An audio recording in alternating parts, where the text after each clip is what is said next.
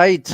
Good morning, good afternoon, good evening, ladies and gentlemen. Of course, it is a very great evening here in Eastern Africa, and I'm glad that you're watching Afriq 24-hour TV. So, welcome on board. Welcome to Afriq 24-hour TV. This is our daily open a political talk show, a show that gives you an opportunity to interact with the political issues within the country from wherever you are, whether you are in Africa, you are in Europe, you are in America, Canada, Australia, or any other part of the four corners of the world. So Afrique gives you an opportunity to interact and connect with African stories. So as we know, each and every day we are having this kind of show from 10 p.m. up to past midnight, that is East African time, and welcome on board. As we are winding the week, I know today is a weekend, it is on a Saturday, and Saturdays are the political days. As you know, the politicians, the elected members of parliament, the senators, and the people are elected at different levels of the governance. This is the time that they go to the villages. This is the time that they interact and meet with the electorates. And through these kind of meetings, they are making some political remarks that later defines the political ways and the directions in this country. So this week and the previous week, what has been trending, what everybody has been talking of, is the issue of Raila going to AU. And this issue has so far not only affected the members who are allied to Raila, that is the Azimio, but has affected all Kenyans, whether from Azimio or Kenya Kwanza, because if you go to the Azimio side, it has affected what is called the succession. The people who also come from the lakeside, that is Nyanza, it has also affected their succession of who is going to replace Raila. And the same with the opposition politics in this country, knowing that Raila have been the longest serving opposition leader in this country. And on the Kenya Kwanza side, it has also affected the march, because after that, we saw Raila meeting William Ruto in Uganda, something that caused a lot of jitters within the Kenya Kwanza. And people seem to interpret that one as a handshake. And remember, the Kenya Kwanza members voted that they are not going to have a handshake with Mr. Odinga this time round. And this one has left people wondering and asking where Rigathi Gachagua, the deputy president, is, because people don't know what is in his mind. And today we are talking of the Mount Kenya eruption. How is this mountain erupting? I'm having with me my colleague panelist. We are going to try and look at how the mountain is erupting and what is going to happen because of the latest developments. Mountains seem to be wondering which direction do they take. Should Gachagua embrace Raila Ruto unity? Then what happens between the unity between Raila and Uhuru Kenyatta? Somebody who've really been seen as somebody who is opposed in central Kenya. And if Gachagua embraces Raila Ruto newfound relationship, what next for the Mount Kenyan politics? So welcome on board, and if you're joining me for the first time, it is my humble request that you subscribe to our channel. Kindly ensure that you subscribe to Afriq 24-hour TV on the YouTube. And if you're joining me, I know some of you are joining me from Tembei TV or from whichever channel, ensure that you subscribe to Afriq 24-hour TV. That is the only way that you support this program, by just clicking on the subscription button and sharing with friends and relatives.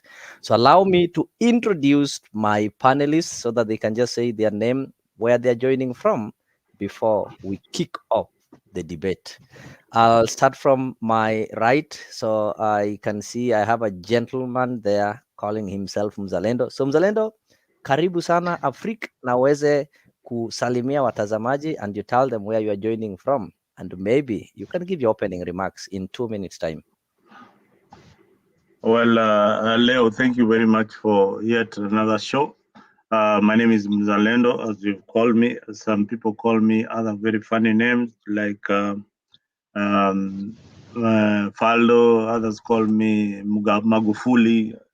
I've got very, very many names. It depends on which political side you are in. So I want to thank you this morning. It's a Saturday morning here it's a Saturday evening here in Virginia. It is exactly 3:15 p.m. in Virginia. Well, I won't say much. There is so much happening in Kenyan politics, like a cocktail of events. in Kenyan politics, and most people don't really know where to go to. So we'll dive into some of those issues and see whether we are in the right direction as a country. Remember, this is the time when we make the decisions, we as the citizens of Kenya. And I would like young people also, who I'm seeing here, like Baraka and Kimanzi, to make the right decision and be judged in the future. So thank you very much. I wouldn't say much. I will say much when the show begins. Asante. Thank you so much, and welcome to the show. We are really hoping to get your opinion and maybe your interpretation of what has been happening in the political arena in this country. So let me move on to the next gentleman there. I can see somebody called Baraka Kalume. Karibu sana, Afrik. Thank you so much. I'm humbled to be part of this vibrant team. My name is Baraka Kalume from I'm currently in Kiambu County, Kiambu town to be specific, and I'm very happy to have joining you here at AfriqTv 24. So many things are happening now in Kenya in the political arena, and I can't wait to dive in to the mountain erupt so that we can see what's going on in the mountain. Thank you. Thank you so much. Let me give it to Boniface Kimanzi. Good evening. Good evening, Mr. Leo from Nairobi, Kenya. Actually, this is a very nice evening. We are having a lot of things to discuss today, and we welcome our viewers from every part of the country and also worldwide. You know, we have followers who are following this channel from every part of the world. We have followers from Nigeria, Ghana, and also USA, Canada, and every part of the world. So we can share a lot of things when it comes to politics, as we know that this is a political show that we are being, that we are focusing mainly on politics that are happening in our country. And specific today, we have a very big topic that we are going to cook. So I welcome everyone who is ready so that we can continue together until the end of this show. Thank you so much. That is Boniface, and I have Mzalendo, and I'm also having Mr. Kalume Baraka. I hope the engagement is going to be so interesting. So, first of all, before maybe I pose my first question to my panelist, I just want to play for you a short clip here so that you can be able to interact with what is taking place. Why are we saying that Gachagua is one man who is at crossroads? Or why are we saying that Gachagua is under siege? Something that the former interior PS would say under siege. So listen to this. And Azimio leader Raila Odinga. The deputy president has been on record on several occasions saying that he will never allow any kind of handshake between the president and opposition chief. As our senior political affairs reporter Chris Diary reports, Deputy President Rigathi Gachagua is said to have shied away from the new bromance between his boss and opposition chief Raila Odinga. Take a look. Since the declaration of ODM leader Raila Odinga that he will be seeking the topmost African Union seat, this has left tags wagging in the political divide. Though they have insisted on supporting Odinga's candidature, a section of Kenya Kwanza leaders have been left at a crossroads on the next course of action, especially after they had vowed not to allow any talks between their boss, President William Ruto, and opposition chief Raila Odinga. Wewe mzee sikia, we have no business within our government. Hatuna haja na hatugojei wewe, we are not looking for you and we have no time. The last time uliingia serikali ya Uhuru Kenyatta aliharibu wako haribu. Mungetaka akaribie serikali yetu? Mungetaka akaribie? Stop saying that people can force you to come to this government. Forget about being forced or coerced. We are not interested because sisi tuko na kazi ya kufanya. Na sababu nimesikia dada yangu wa Mushomba akisema ati kama iko mkata inakatwa, hiyo mkata iko na William Ruto na Rigathi Gachagua. Kisu ni mimi nimeshika na siachili. Hiyo kisu mimi siwezi achilia. Muniite hardliner, muniite nini. The tussle over the 2022 elections had left the two warring sides going for each other's jugular, with Deputy President Rigathi Gachagua not shying away from reprimanding Raila. Kazi ya kufanya, tumepata rais ambaye ako na maono ya kufanya kazi. Na hatutaki usaidizi kwa huyo mzee. Si tumeweka ale sababu ya kumsaidia. Na Profesa Dongo si yako hapo. Si mimi niko. Si Ndede Nyoro wako hapo. Usaidizi gani mwingine angetaka kutoka pande hiyo? Hawa wakae huko wafanye kazi ya oversight. Hiyo watu wakijaribu kukaribia State House, nimeweka mitego kila njia wanaweza pitia, hakuna pahali wanaweza pitia. The DP will go ahead to poke fun on Odinga's arrival at the climate change conference in Nairobi last year. Sisi ndio tumewaharibu. Juzi tumekuwa na kongamano pale. Mimi niko pale, rais ameniambia nikaribishe marais wote wa Kenya na niwapeleke kwake. Mimi niko pale. Nimekaribisha marais, napelekea rais. Nakaribisha, napeleka. Nakaribisha, napeleka. Sasa ile mzee sijui alipitia wapi. Sasa nikiwa nimekaa pale nauliza hii ni rais ya wapi, kufunguliwa ni ile mzee ya maandamano. Bas, mimi unajua ni muungwana, nikamkaribisha namwambia okay, karibu kwa mkutano. Sasa yeye ati anaenda kwenda pahali marais wanakaa, ati akae. Yeye ni rais ya chegani? Hakuna mtu amemchagua. So we are also encouraging bad habits. President Ruto and Raila newfound relationship appearing to put Ruto's number 2 in an awkward position. Just how will Rigathi fit in the new political arithmetics? Chris Dairu, KTN News, Nairobi. It has been established that Embakasi. You've heard that. You've seen that. And maybe, Mzalendo, I'll start with you. You've heard how the deputy president was so serious when it came to the matter of a handshake, of working together or being close to the president. He spoke about it with some bitterness, if I may say. And right now, things have happened differently. As somebody who understands politics, what do you think is in the mind of Gachagua right now? Or what do you think is the right thing that he should be doing right now? Mzalendo. Thank you, Leo, for that particular question. I want to say that right now, just as you had put it, the mountain has erupted, meaning that people did not anticipate, including Azimio and Kenya Kwanza, that there will be a time when Ruto and Raila will get together. But I saw it coming, and how I saw it coming is when in Raila's stronghold, there's a young man who is the PS for internal security, Mr. Raymond, who had been saying that Raila is really looking for the president to have a kind of talk. Maybe then the decisions that he was looking for forward to were not to join AU or either to join government. Remember, this election was hotly contested, and Raila had got people, he had promised so many things, and yet being in the opposition, he cannot give them any of those appointments.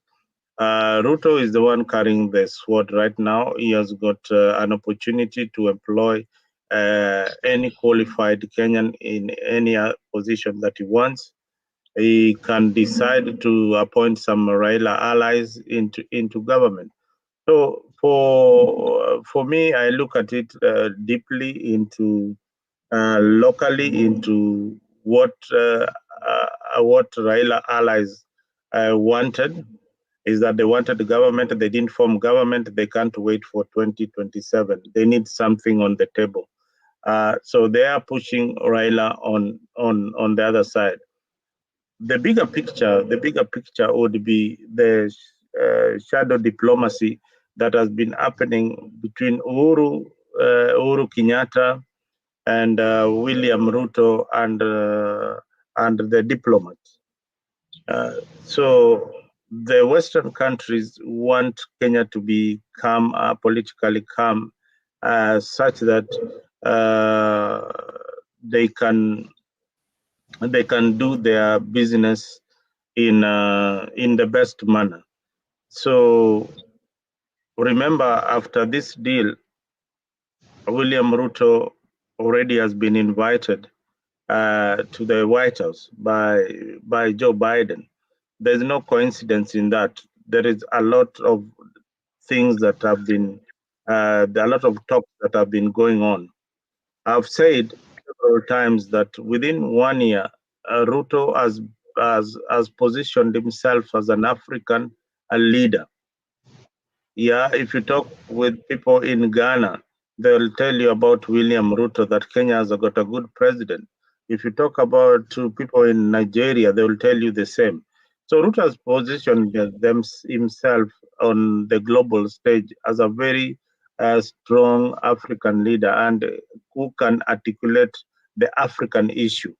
Now, moving Raila out of Kenyan politics, his allies will look at it like, okay, he doesn't want competition and all that. But that is a shallow way of looking at the politics.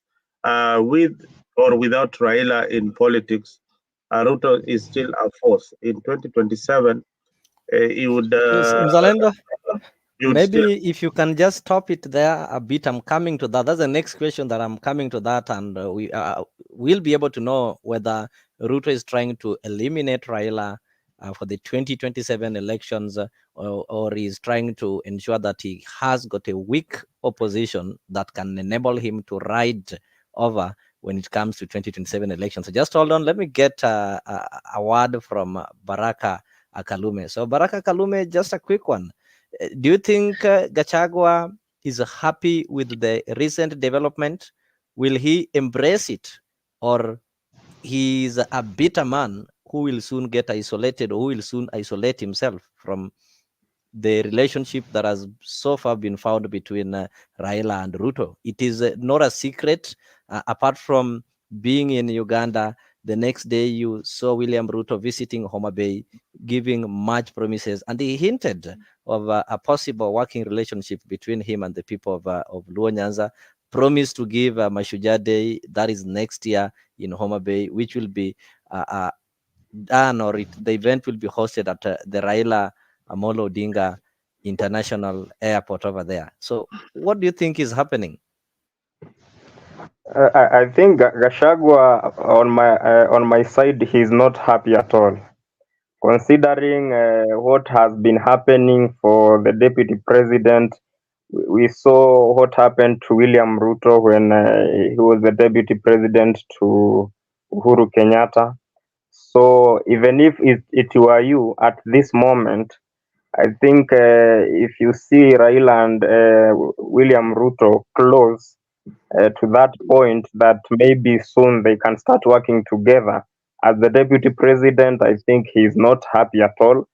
But if the closeness that is there between Raila and William Ruto currently is because of the AU issue, I think maybe he will hold on and maybe embrace it at the moment.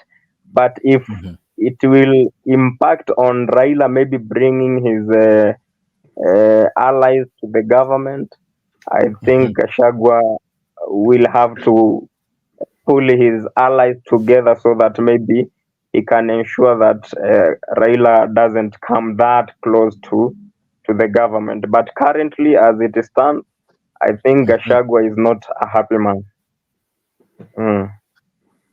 Thank you. That is brief and clear. Right now, you think Gachagua is not a happy man because of the developments, and he might oppose it when Raila brings his allies to the government. That is so wonderful. Mr. Boniface, Mr. Kimanzi, do you think it's possible for Raila, William, Gachagua just to work together without some rifts, without causing any without causing any problem within their maybe coalition partners and their political partners? Thank you so much, Mr. Leo, for this wonderful question. And again, I want to say that Mr. Deputy President Rigathi Gachagua is not happy at all due to the relationship that has encroached between Raila Amolo Odinga and President William Ruto. Considering that those two guys, that is Raila Amolo Odinga and Rigathi Gachagua, it's like water and it's like water in Sahara Desert. You cannot even find it in Sahara Desert. You cannot find water unless it is an oasis. So that means that those two guys, they don't match at all. So as you can see, Deputy President, the way he is addressing the nation, that Mzee, the way he is pointing that finger, saying that Mzee, he has been there to during the reign of Uhuru Kenyatta. He made the government to go astray. He means that Raila Amolo Odinga, after the handshake with Uhuru Kenyatta, that is the only way that the government went astray. So he doesn't even wonder if this one can happen. And if it happens, I'm very sure that this guy will definitely be in problem, because he does not ever wish to be working with Raila Amolo Odinga. So I think Deputy President is not ready, and he has a lot of bitterness in him when he saw the relationship between President and Raila Amolo Odinga. You think the deputy president is not ready? Why do you think the deputy president is not ready? Yet what the deputy president needs and what any government needs is stability. If working together between these two leaders is going to bring stability, are you trying to insinuate that the deputy president doesn't want to see a stable country? He wants to see a country whereby it is us versus you. For example, you want to see a country whereby there is serikali yetu na wale watu wengine wazimio, a country whereby there is shareholders and non-shareholders. Does it mean that is what the deputy president wants? You know when it comes to this situation now, a deputy president, that is Rigathi Gachagua, he is not even ready to work with Raila Amolo Odinga. Why?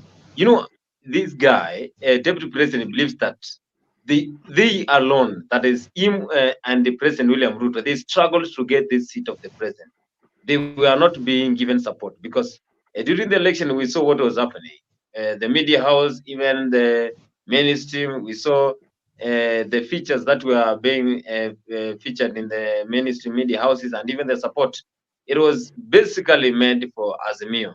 Everyone supported Azimio, even the president. So those two guys were alone and the citizens. So he believed that they struggled to attain that seat. And he also believes that the Kenyans, the common mwananchi, believed that these two guys are the best, and they chose them. So if they maneuvered ways to get that seat, despite the president, that is Uhuru Kenyatta, supporting them, now he believes that they are able, and he always believes Kenyans gave them that opportunity so that they can serve and make sure that the citizens of the country are in good condition. But again, the question is, are we Kenyans, are the citizens feeling that development that they promised to Kenyans when they were doing their political merry-go-round in the country? Thank you so much for that wonderful submission. To our viewers, I think if you're joining me for the first time, I say the first thing you do, you need to subscribe to our channel. Just you need to press on the subscription button and turn on the notification bell, and ensure you share with your friends, your relatives, your workmates, and anybody close to you. This is the only way you can help or you can support AfriqTv. And secondly, this is an interactive discussion, so you can join us in this discussion. Number one, if you so wish to join the studio, I've shared the link on the comment section in all the platforms. So just use the link there. Then the StreamYard will allow you in the studio, and you will be able to give your views one-on-one. And if you don't wish to join the studio, there's also another option whereby you can type for us using the comment section. Let us know where you are watching or where you're joining from, your concerns, your questions, And any other thing like the compliments or the complaints, type it on the comment section. I'll be able to read them one by one, and through that you'll find that we're going to have an interactive session whereby I get your opinions, you get the opinion of the panelists, then at the end of the day these opinions put together will give us the right direction. So I have this question to you back, Zalendo. Where is the position of the former president Uhuru Kenyatta in this case? He's been so quiet. His name has featured among the people who are also interested in the AU Commission chairmanship. He's also been rumored that he had an alternative candidate, but later on we saw him meeting the former president of Tanzania, Jakaya Kikwete, and Raila also met the same leader. So what is the role of Uhuru Kenyatta in this? Is he a happy man that now Kenya is now getting and moving on together, or he's still bitter, as we always meant to perceive that he's bitter because the election did not go his way?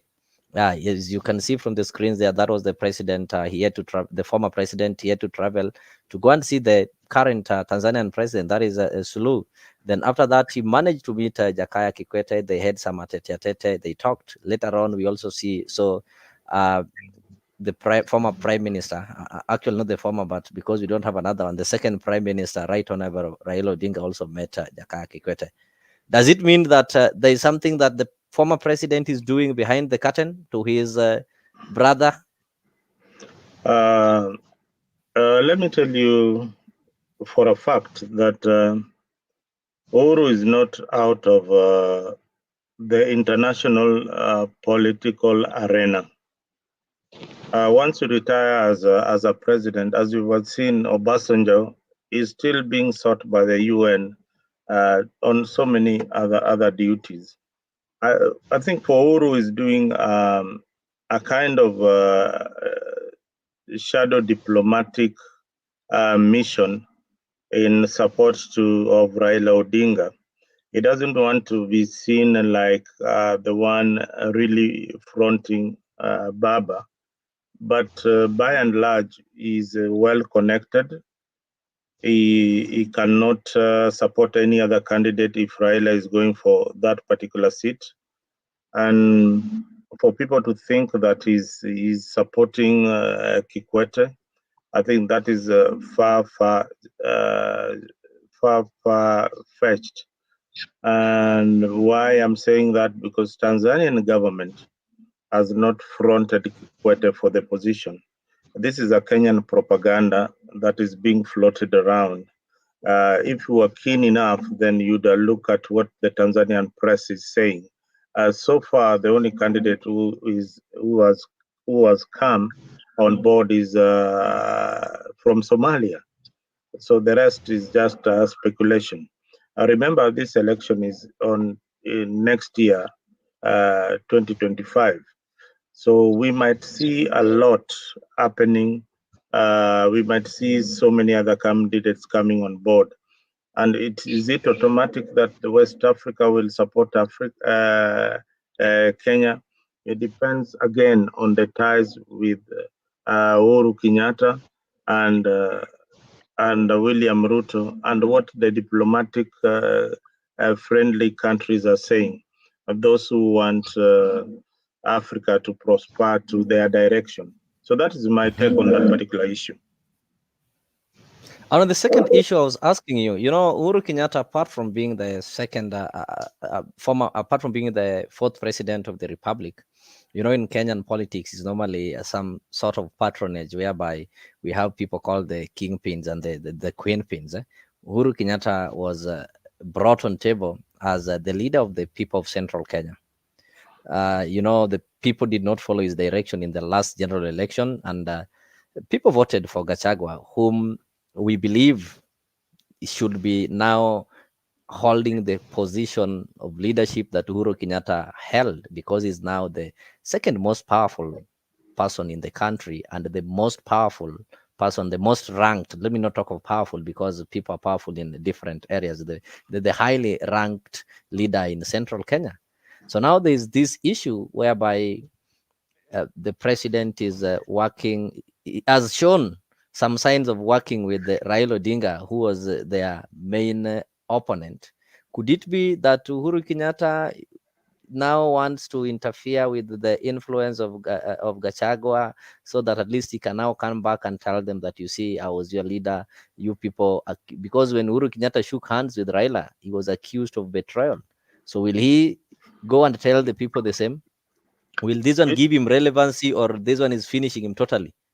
You see, Uhuru Kenyatta has served this country in many capacities.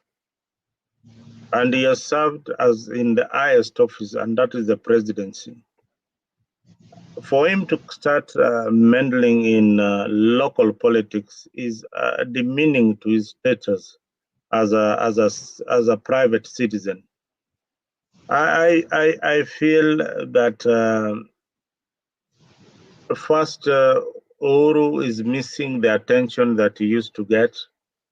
And what he needs to understand right now is that the cameras have changed direction. They have tilted towards William Ruto.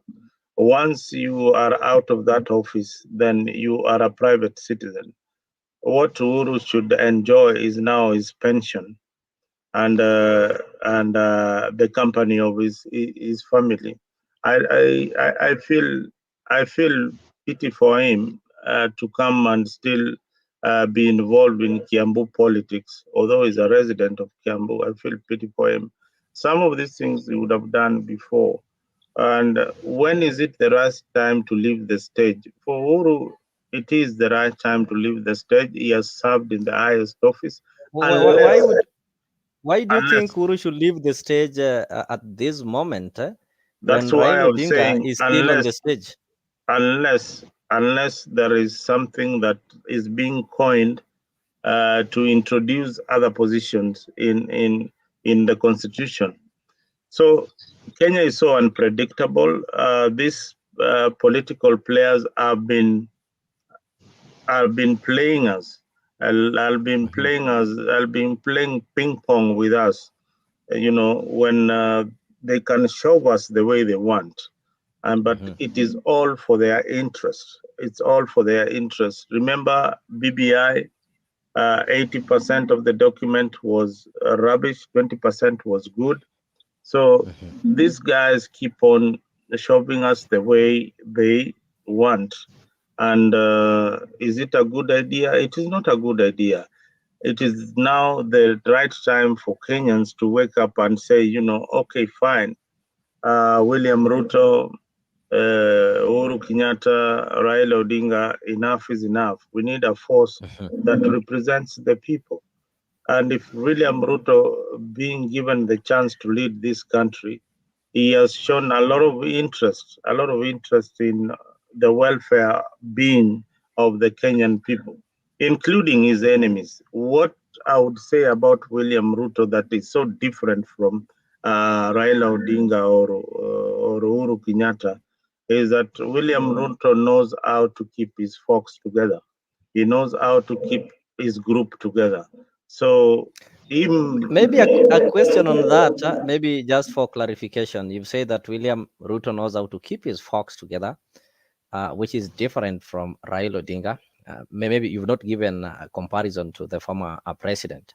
So how do you keep, in politically, we normally have political debts or something like that. And this debt, some of these promises are normally fulfilled. For example, when you go hunting and after you've hunted the animal, now people will have to look how you are sharing the hunted animal. But in this case, you go for hunting and you don't get the animal. So how will somebody gauge and rate you that you are able to put the fox together and share it equally? In these two different scenarios, we're having somebody who've been hunting and have never gotten the game, and we're having somebody who went hunting and managed to get the animal, then he was sharing. So how do we gauge somebody's ability to do that when they've not got it? Because that is another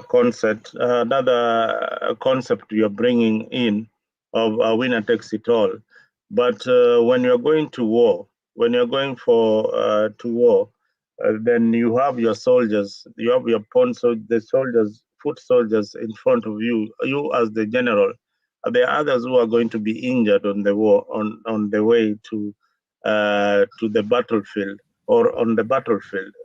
The Yes. people who are injured on the battlefield, you don't leave them on the ground. As the general and the captain of Azimio, you don't leave the people who have been injured.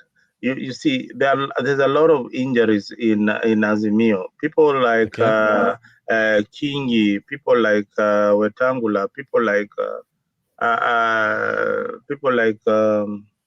who else? Mudavadi. These are people who have been with Raila in the war.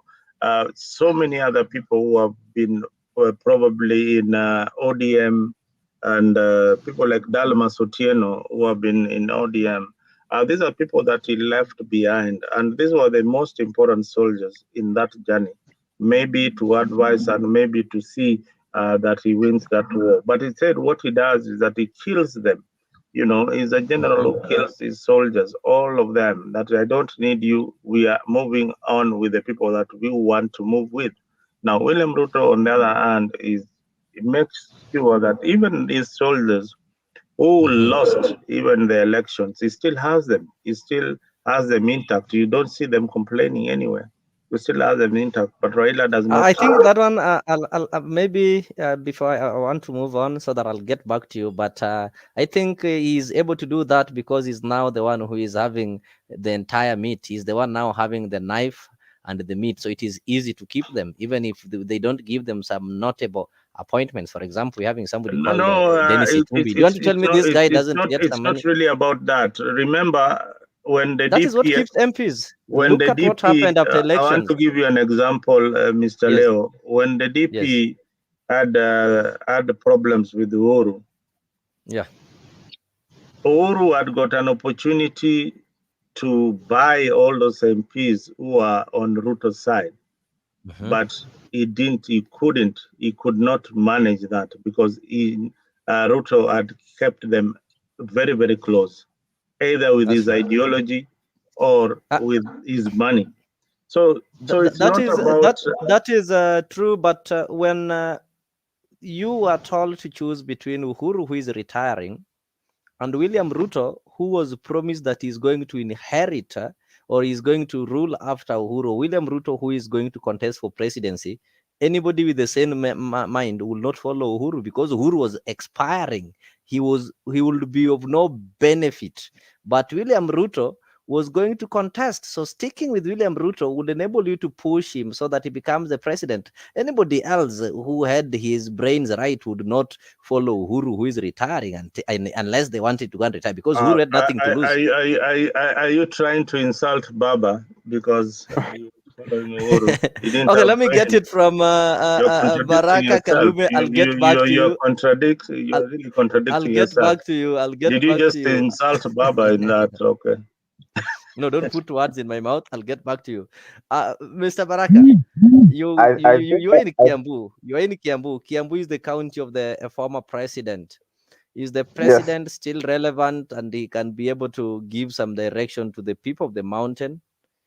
Or right now, do the mountain have a specific voice that when that voice speaks, we see the eastern Mount Kenya, we see the western Mount Kenya and the central Mount Kenya listening to the voice and following the voice, because we have the Merus, the Embus, the Kikuyus, yeah? So do they have a specific voice, or right now everybody is speaking for himself or for herself?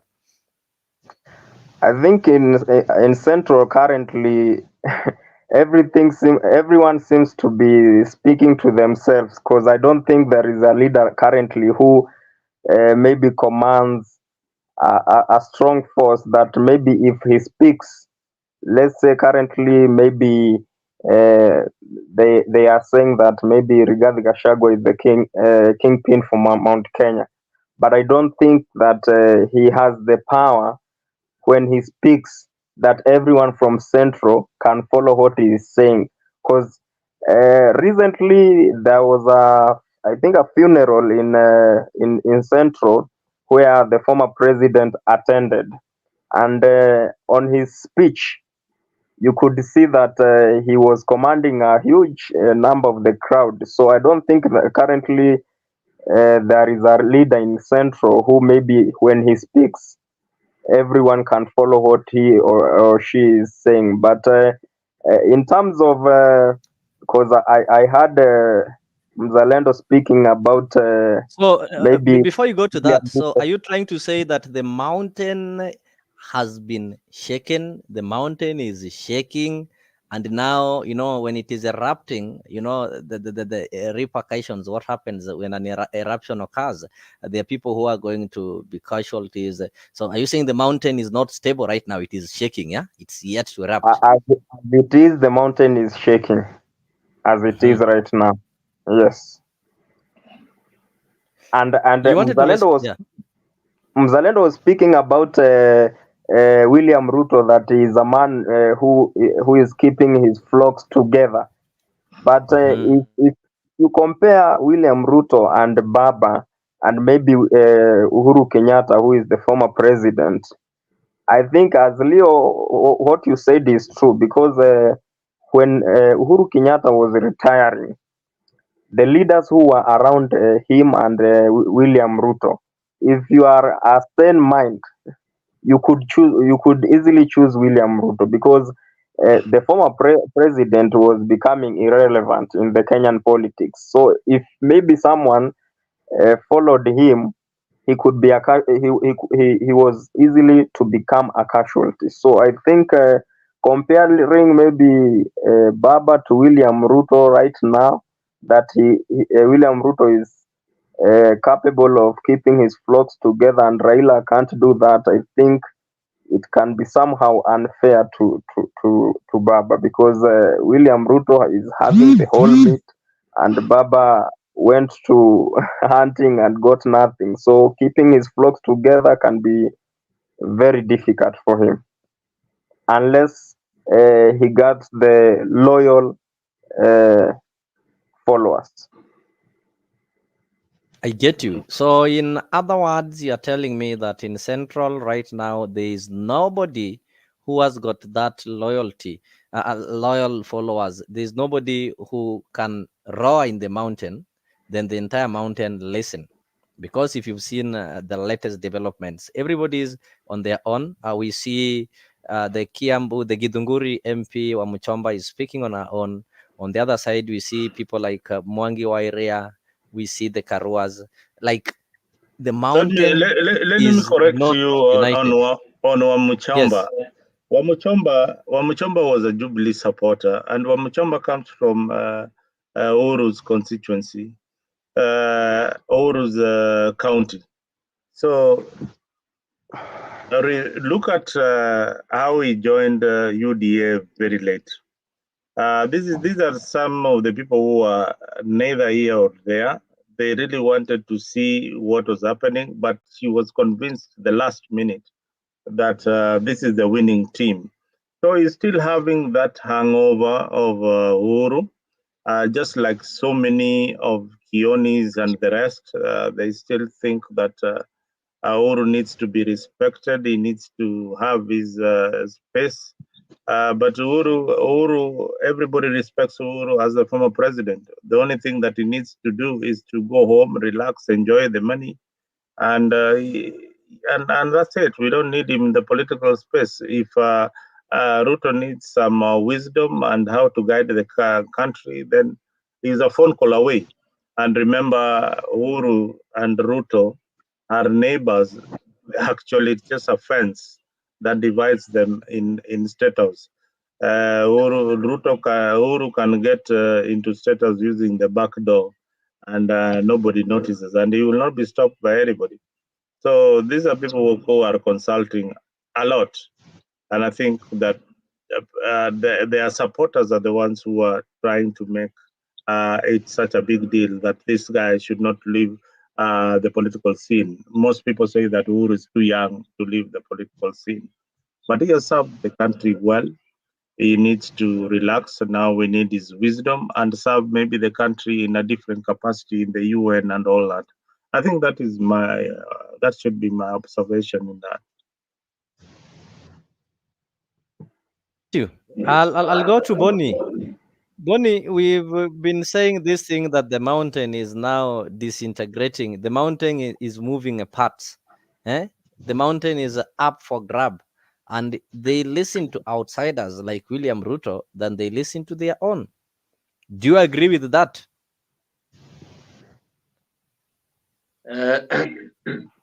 You know, when it comes to modern side, that is the Mount Kenya region.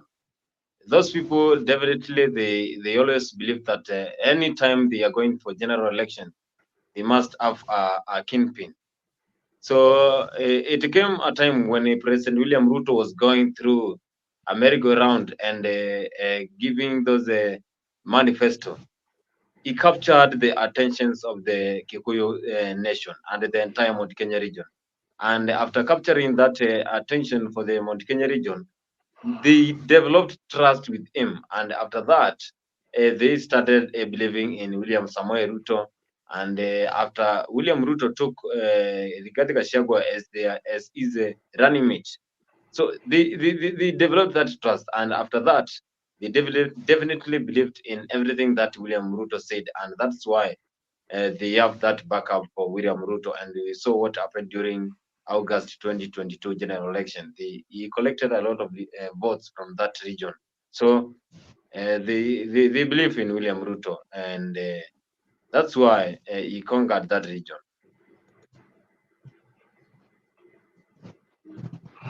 I just want us to listen to, this was the deputy president, how he passionately spoke in Embu, telling guys that you need to unite behind William Ruto so that you benefit in this government. So just allow me to play for you this.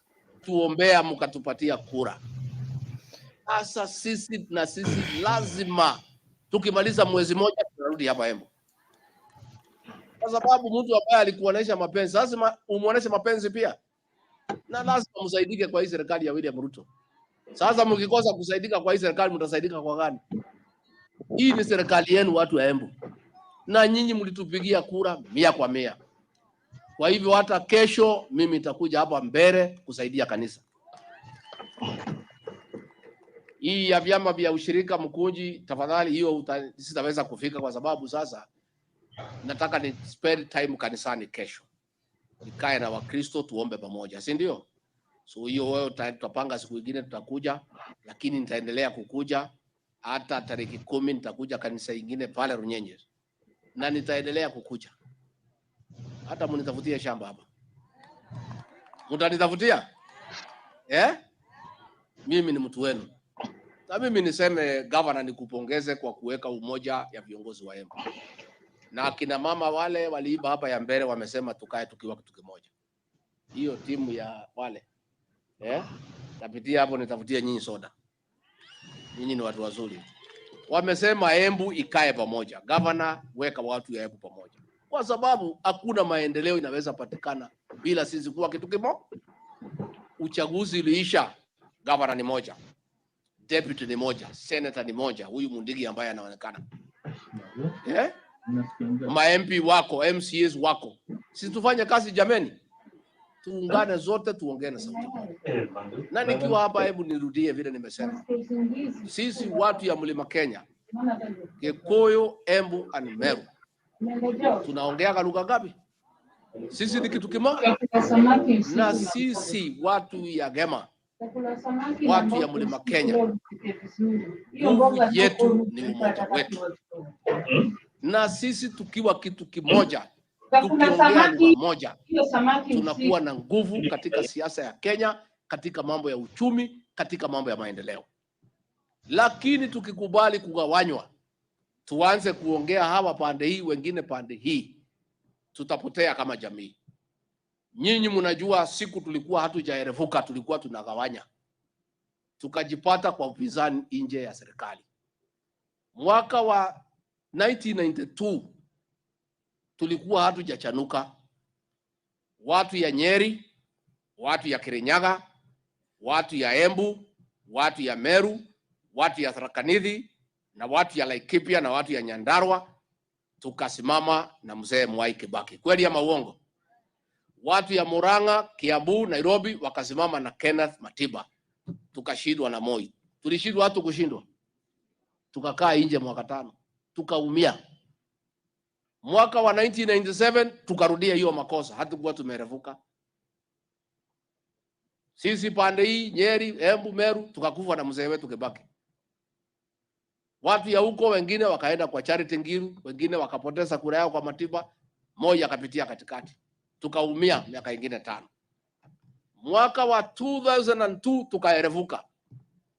Zote watu ya Mlima Kenya tukaunga Mwai Kibaki mkono, akapita na kura nzuri. Kweli ama uongo? Tangu siku hiyo sisi tumekuwa watu wamerevuka. Mwaka wa 2007 tena tukaungana Mwai Kibaki. 2013 tukaungana Uhuru Kenyatta. 2017 tukaungana Uhuru Kenyatta.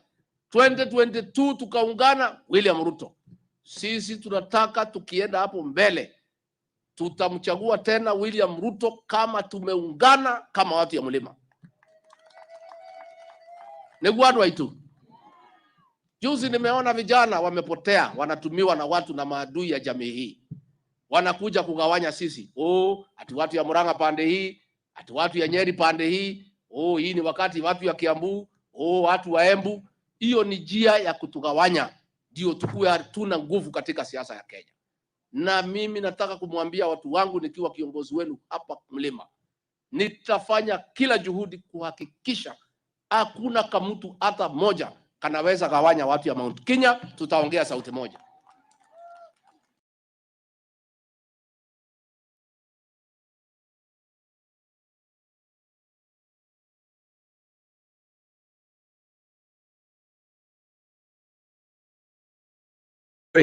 I think, guys, you've heard that. And the deputy president has brought something so interesting, Bonnie. He talked of the 1992, how Moi managed to separate the central and kupita katikati, 1997 and 202. Before I don't even want to ask you a question. What are your comments after that? And he's now calling for the unity of Mount Kenya. So I don't know, when did Mount Kenya get? Does it mean that Mount Kenya Sai Ruto is another Moi? Boni? You know, Mount Kenya is a region whereby most of politicians believe that if we capture the whole Mount Kenya region, definitely 90% of the votes come from Mount Kenya region. So they believe that if you are from Mount Kenya region, there is a way that you can manipulate those people and get the votes from the region.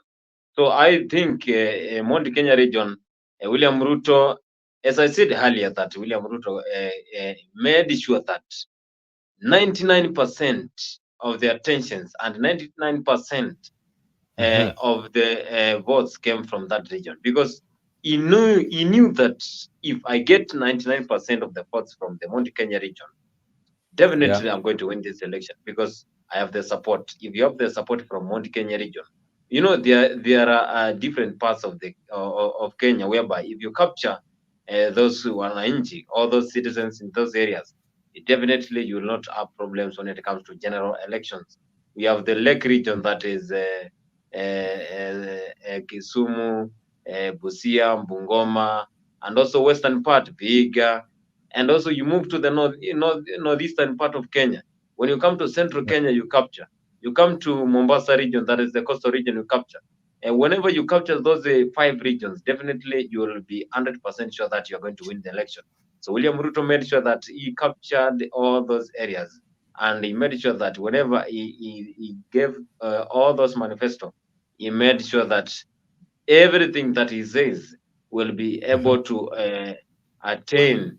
I will be able to capture and will be able to give all what it entails when it comes to Mount Kenya region. And he penetrated in between those two guys. And we knew that despite the support from Uhuru Kenyatta, Azimio, Raila Odinga was supported by President Uhuru Kenyatta. So Uhuru supported Raila Odinga. And that was a sign that Mount Kenya region could give Raila Odinga. But again, William Ruto, he penetrated in between them, and he got a lot of votes from that region. So that means that Kikuyu regions nowadays, they are not the Mount Kenya region we knew in 1992, 1997, and also 2002. There is some division there, and that's why now they need to get a kingpin who will be replacing them and making sure that everything that he does, it is in correct order. I remember in 1992, I was good in history. What happened in 1992 is Moi was the president those time. There was in the introduction of the single party system, and after that single party system, that was the Kanu. A lot of leaders rejected the single party system, and they advocated the introduction of multi-party system. And we knew that there were likes of James Orengo, there were likes of Kijana Wamalwa. Those are the leaders who were involved in that single party system. They wanted to get the multi-party system, and it is only by multi-party system that ensured that we have a lot of political parties. And again, introduction of multi-party system, it is the one that yielded a lot of votes.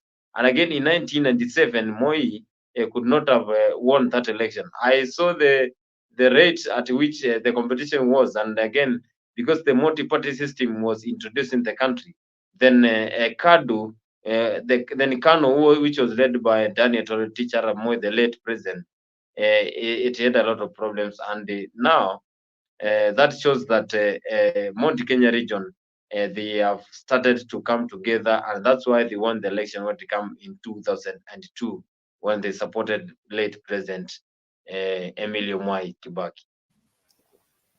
I get you. Mzalendo, I hope you've listened to the speech of the deputy president.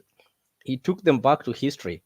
In 1992, when we had Ken Matiba and the other guy, they lost, according to him as a Kikuyu, because they were not united. That is Matiba and Kibaki. They did the same mistake in 1997, and Moi managed to sail through. And he believes it's because Mount Kenya wasn't united. Then in 2002, they united and they got it.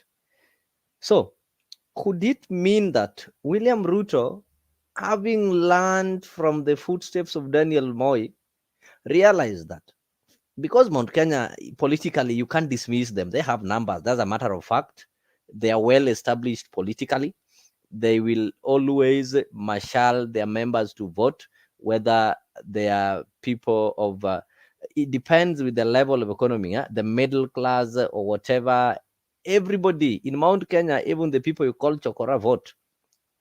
Does it mean that William Ruto have learned that and now he's using that one for his own benefit? He knows very well that if you allow Mount Kenya to be united and have one specific leader they listen to as the mountain, then you are likely not to be a president, or you are likely not to rule them, because they will unite, they will organize themselves and have a candidate.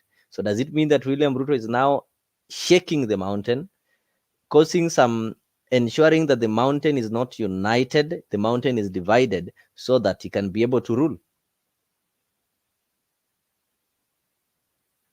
Did you hear me, Mzalendo? I heard you. I heard you well. I heard you well. Thank you very much, Leo. Mount Kenyan politics has been very, let me say, they're the most tribal community that we have.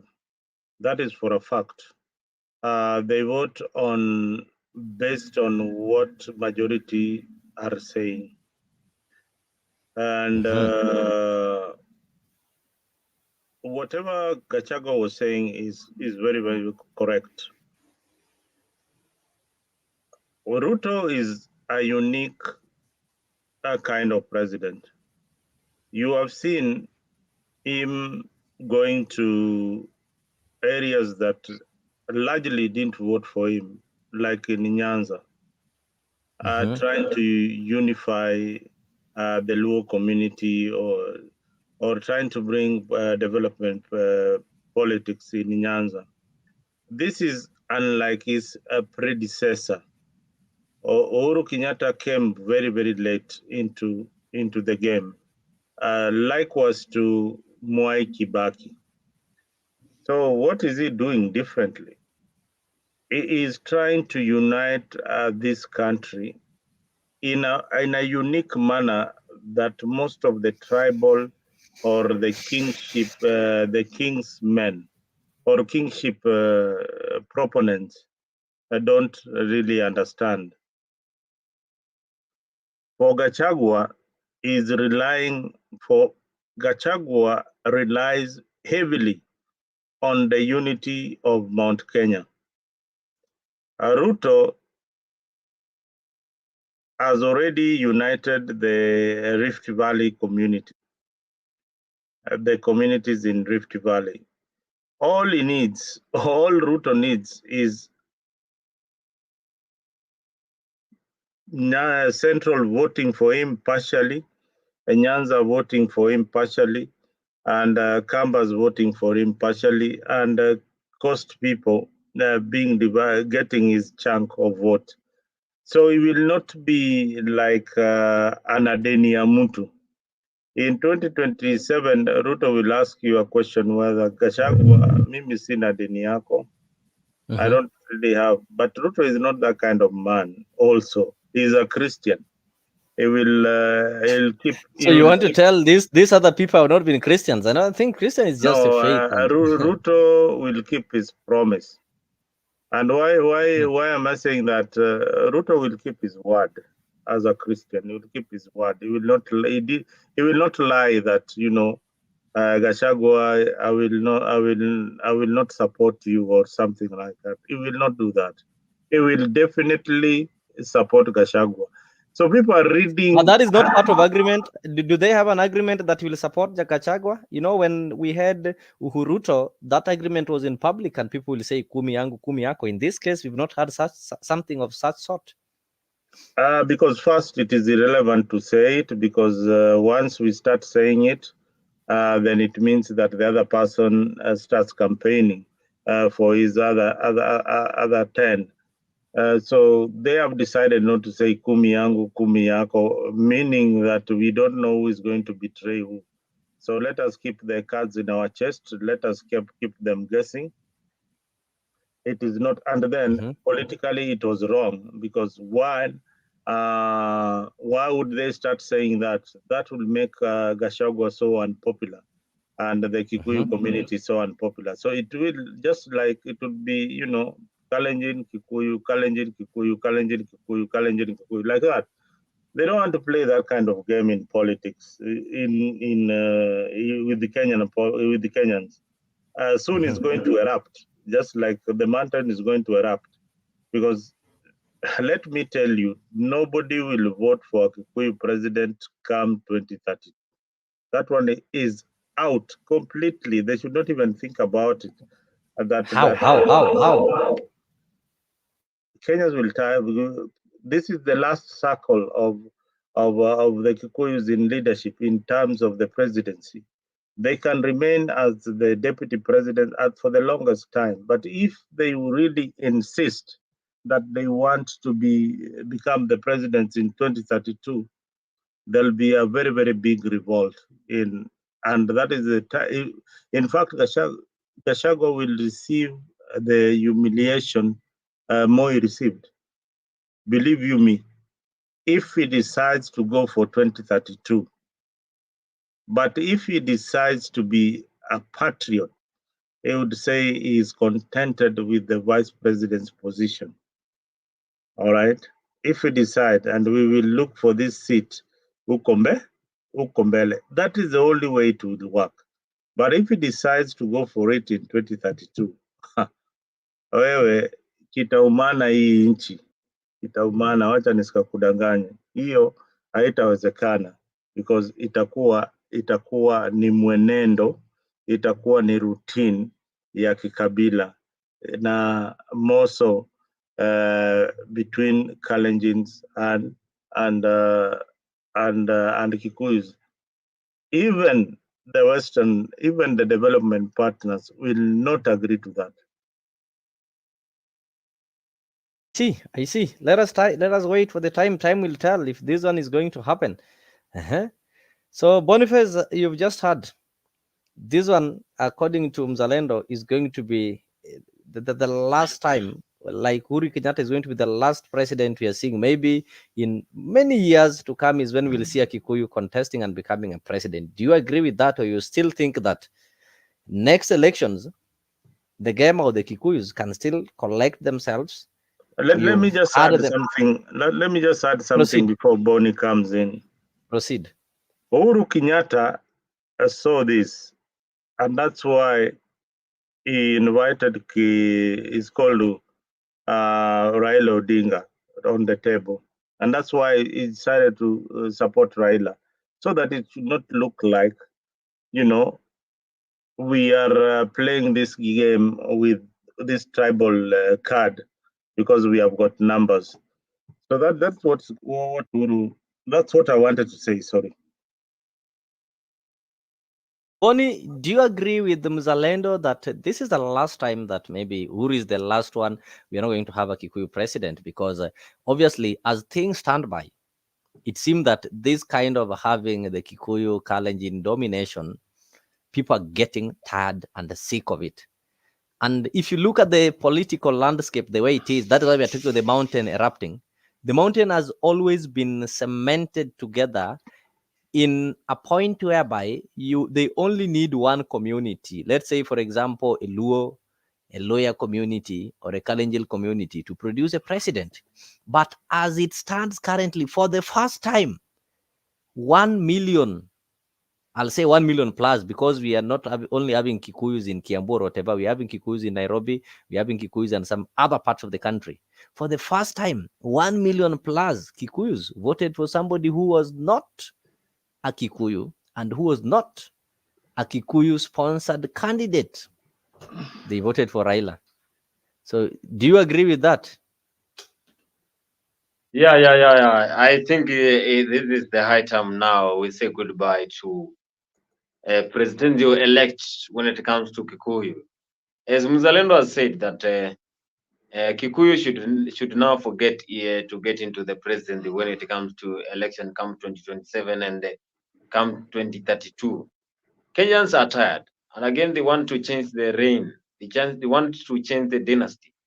So Uhuru Kenyatta was the last president when it comes to Mount Kenya region, and that's why Uhuru Kenyatta was supporting Raila Odinga. He knew that it will be very tough to get that position for any other Kikuyu leader come 2022, 2027, and 2032. So I think Uhuru Kenyatta knew everything. So William Ruto got a lot of support. Actually, that was very massive because we saw he was collecting over 70% from every constituency when it comes to Mount Kenya region. So that shows that Kikuyus are ready and wanted to change this leadership. And that's why they supported William Ruto 100% sure from that region.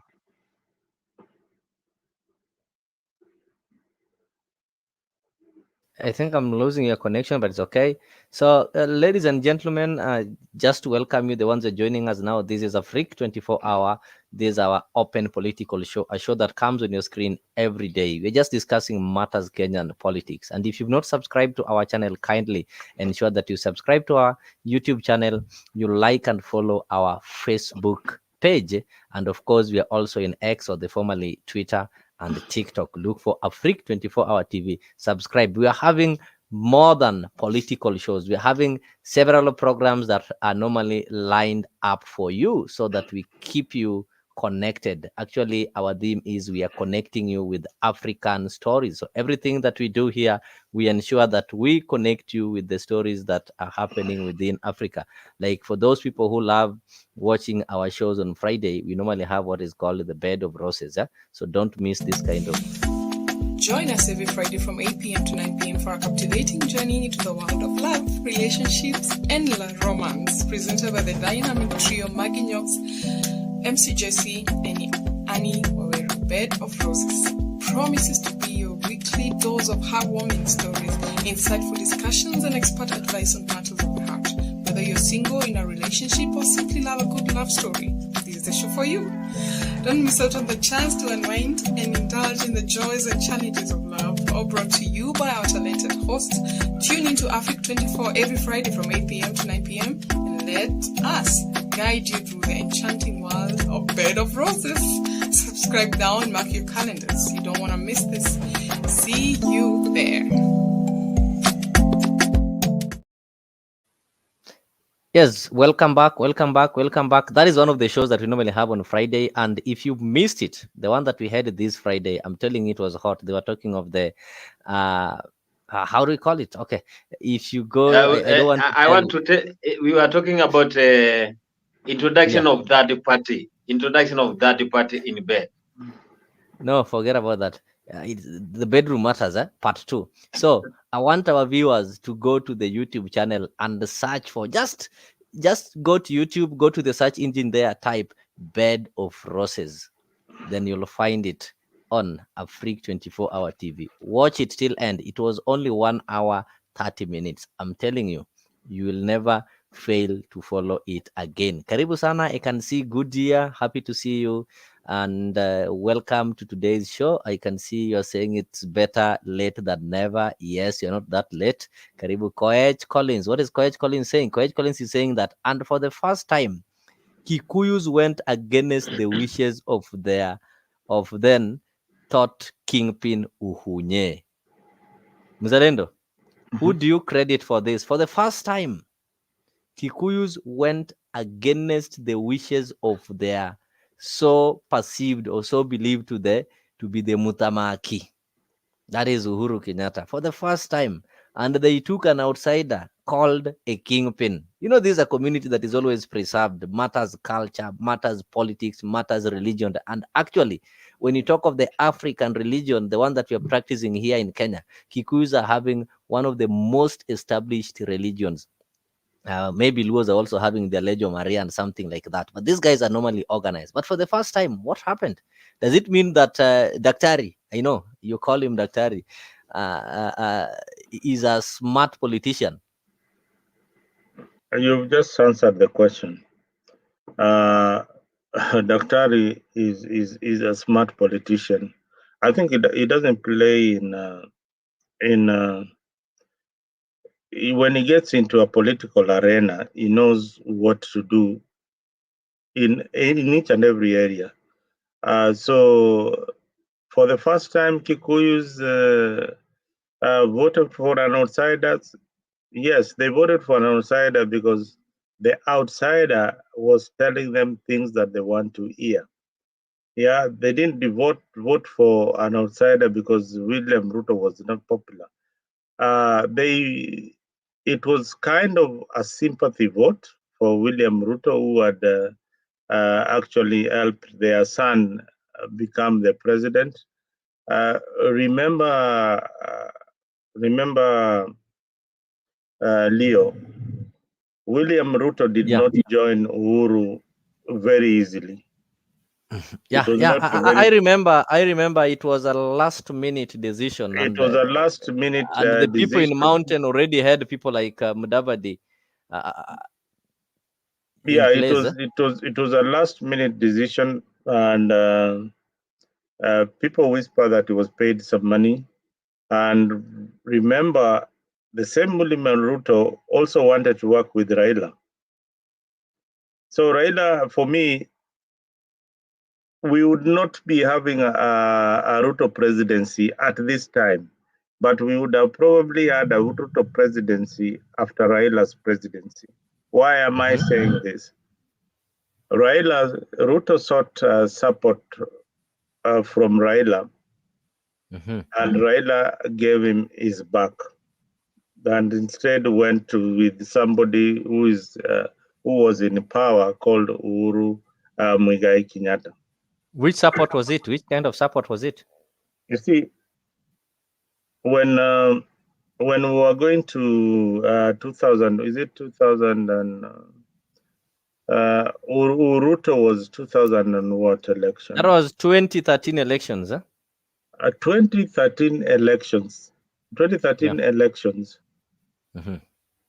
Ruto wanted to work with Raila Odinga in 2013. They had so many meetings that didn't bear any fruits. Some people saying Baba did not agree to the agreement with William Ruto.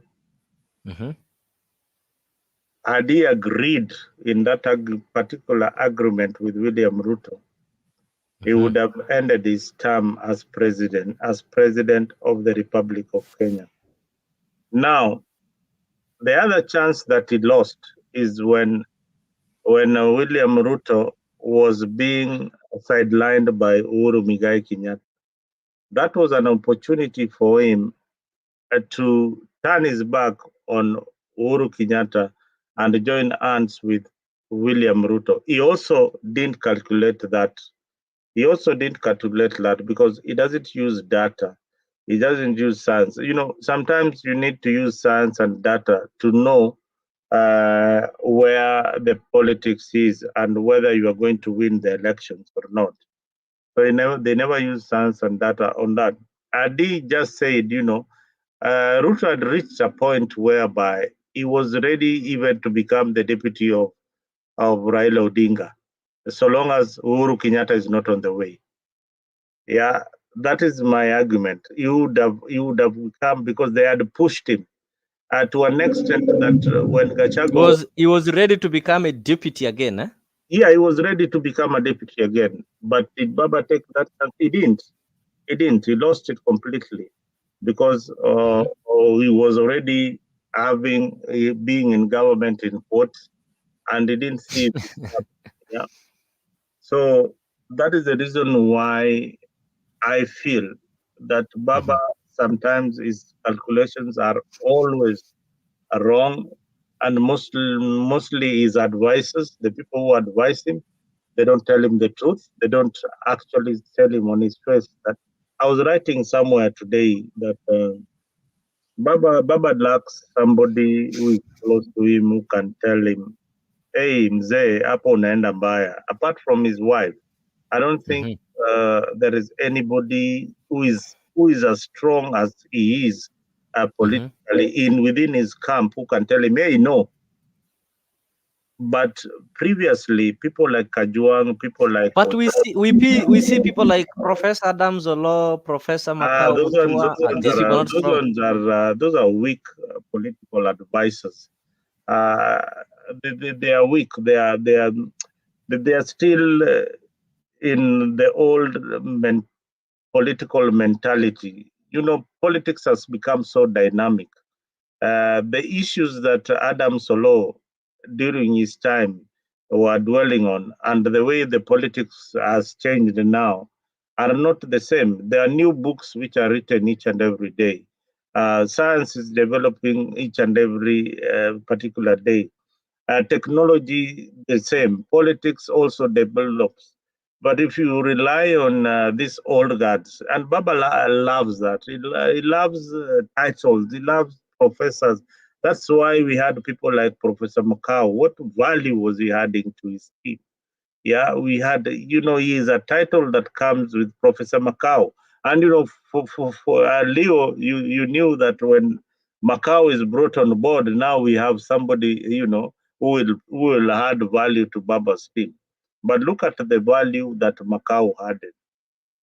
Very, very dismal. Are you trying to insinuate that when it comes to politics, it doesn't need some intellects, it needs maybe things like psychophancy? Because if you're talking of the other end, they had the Professor Macaus and the Professor Adams Law.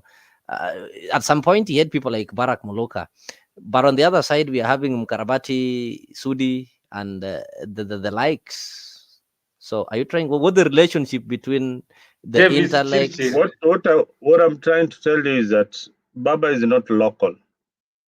He has not portrayed himself as somebody who is down to earth. Yeah. He's neither a middle class. He plays this class of Uhuru. Yeah. And he comes very late in the game to associate himself with the locals. That's why you saw him in in Jacaranda. The other day, you saw him at Uhuru Gardens trying to be this local leader. But you see, he's struggling to become. He's not. William Ruto would hop into a matatu and be like anybody else. Baba would hop into a matatu in a suit and be like, what am I doing here? You'll find like if he hops in a matatu, people will like, what is this guy doing here? You understand? So he has put himself in that kind of a situation. Either it's by design, but unknowingly that it is working against him. All right? Because the people who you find around Baba are not. You'll find engineers, you'll find surgeons there, as his advisors, you'll find professors.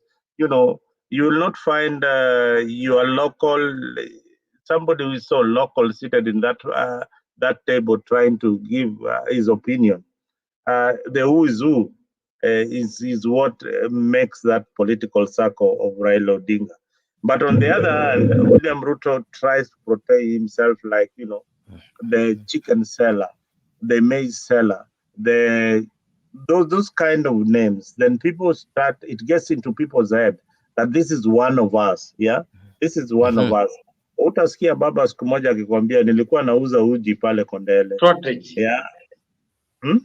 Si alikuwa anapanga kwenda kuuza mandazi pale Kibera. Tunasikia alikuwa anapanga kuenda, alikuwa lakini huyu mtu anakuambia niliuza papo Kondele, nilikuwa nauza pale, unaona pale tena, he can describe for you that place alikuwa nauza hiyo mahindi. So that helps him get into the mind of the locals. Yeah, tulikuwa tunaona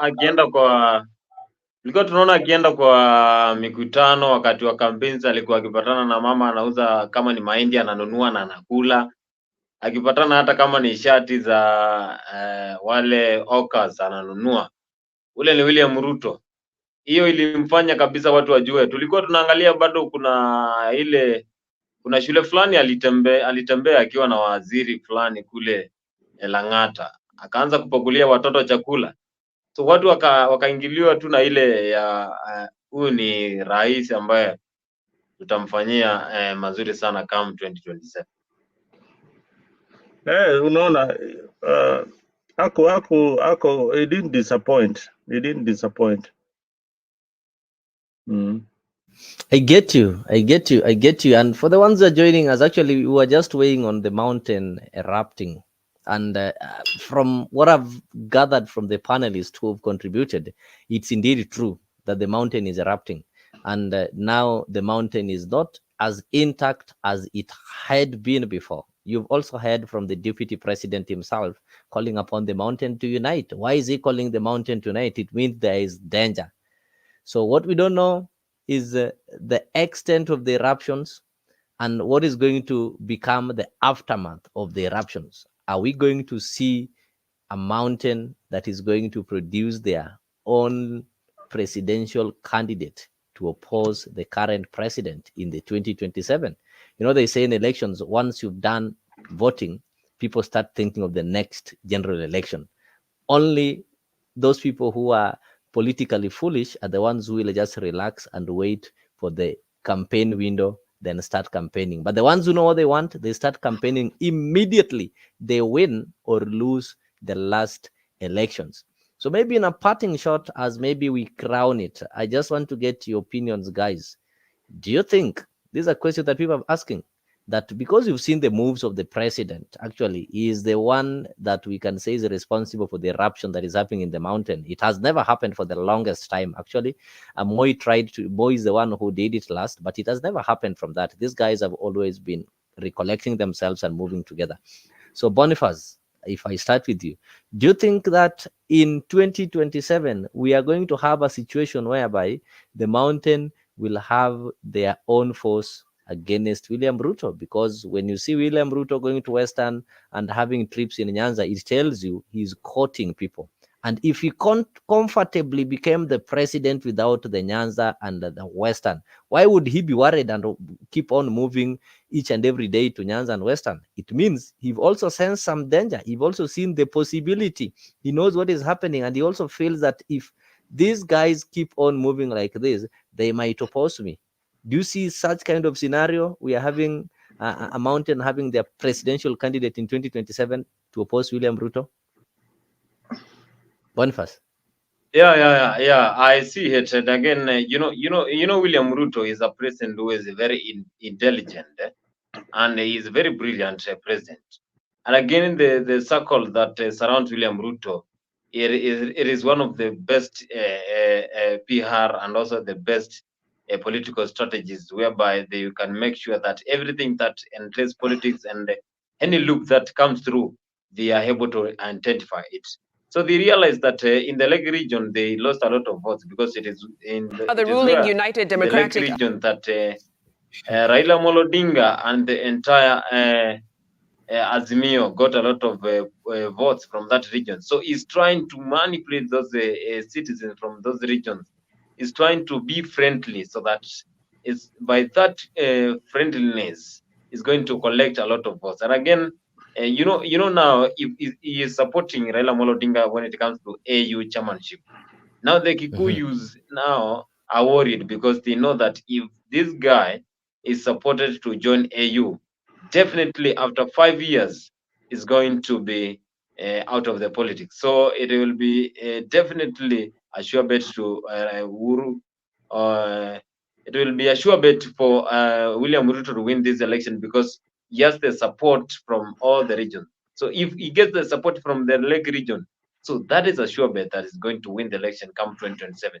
So he's trying to be friendly to these people from Lake region, and again supporting Raila Odinga is one of the best strategy that he has and improved, because that relationship between him and Raila Odinga will make him collect a lot of votes. And again, anyone who comes to vie come 2027, if William Ruto is going to make sure that Raila joins AU, then he will not even be close to what percentage William Ruto will attain come 2027.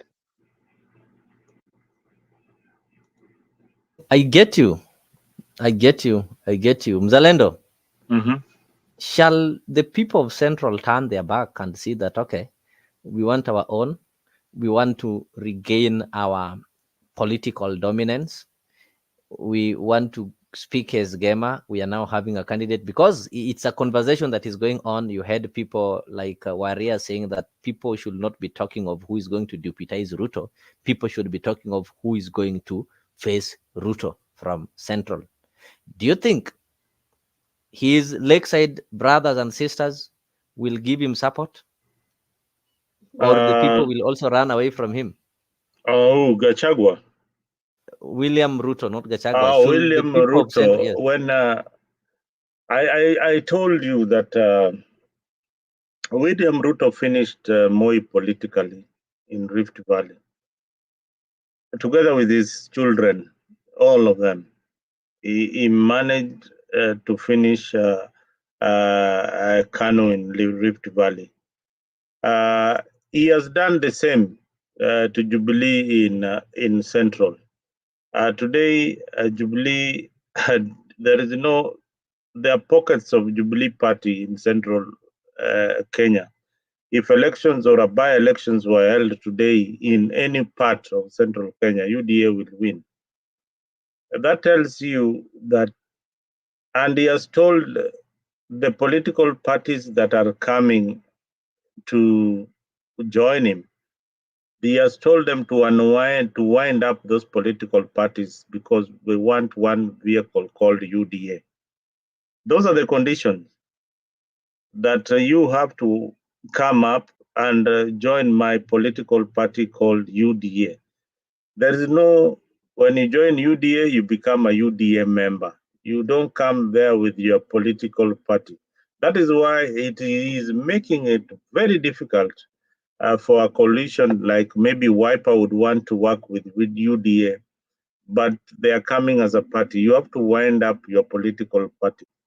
Now, look at his base in Rift Valley. His base in Rift Valley is UDA. UDA. And look at the numbers that he brought in. Like almost 99% are UDA. 99 point something percent of those who got elective seats in Rift Valley come from his political formation. That tells you, even as he exits the political scene, they have formed, they have a political party that is rooted on the grassroots. It has got the foundation of the grassroots. It has got the nerves of the people in the ground. That's why people like nobodies like Toto would emerge and become a woman rep in UDA. That cannot happen in Nyanza with ODM. No, it can never. So that is why you have people who are, Koti Moja, the governor for Kericho. Koti Moja, because he had only one court. Amekuja na koti moja. And he became a governor. He became a governor. So that tells you the uniqueness of this political party. It was rooted on a foundation of the people, by the people. So that is the difference between when Ruto exits the scene of politics and when Raila exits the scene of politics. When Raila is exiting the scene of politics, you've already started seeing the people who want to become the party leaders. You've had people like Babu Owino being floated in. You've had what is this? What happened to Kenyans? The narrative we went from the egg cases to clown clashes to rigging to mandamano to buying up parliament to attempted judicial gambling. How comfortable or blind we are. I think Larry, maybe to answer you because respond to that. Yeah, this is a very important question. Like the narrative of the egg is vague. Let's go to the egg. The clashes to rigging to mandamano. Let me start with mandamano. Mandamano, why tulikuwa tunaandamana. Did they really mean maybe the people in the streets were really andamana ya ukweli, walikuwa na andamana ya ukweli, but watu wale viongozi walikuwa wanajua bei ya unga, hawakuwa wanajua bei ya unga. Could they afford that unga? Yes, they could afford that unga. Was there a need for them to go to the street? They saw it as a political means to sell their agenda and to be on the table to bargain for power. Larry, you are still lost in this in this politics. This politics is not about you and me. This is politics is about them.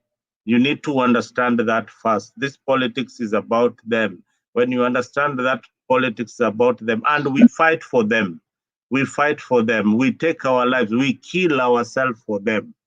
Yeah, so the day you'll come out from them is when you'll understand that you are on your own.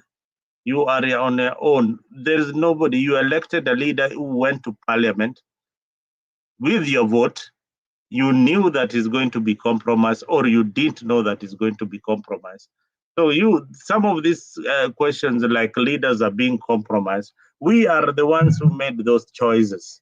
Maybe there was a better leader out there who could stand with principle. But since you voted on tribal lines, you voted for this man because he's affiliated to Baba or he's affiliated to Kalonzo. He went out there and he was bought. So who are you complaining to? Who are you complaining to? It is you who voted for this particular individual. If he was going to be compromised, for him to be compromised, it needs someone to talk to. So Ruto does not come with the money. In course, I don't know whether they are compromised or whether they believe in his ideology, but let's assume that they were compromised. Let's assume that they were bribed. You know, for you to bribe a police officer, for instance, I'll give you an example. For you to bribe a police officer, he must approach you that mimi nataka kakitu kadogo ndio nikuachilie, si ndio? Na ukikubali, you've got an option. Nimekataa, sitakubali. How many MPs refused to be bribed? So many. Why couldn't they be like the Sifunas and the rest who were not bribed? The answer is with the electorate. You elect people who are not capable of handling anything, not capable of legislating. They are looking for money in parliament. And that is why we have a situation whereby you are thinking that, hey, this MP of mine was bribed. He was bribed, but in the next election, you're still going to vote for him. That's the problem.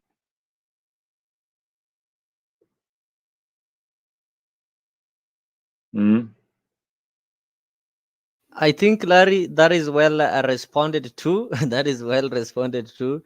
And Mzalendo, you are still explaining to us the fact how you think that the people of the lake are really going to get convinced so that they can be able to join this other side.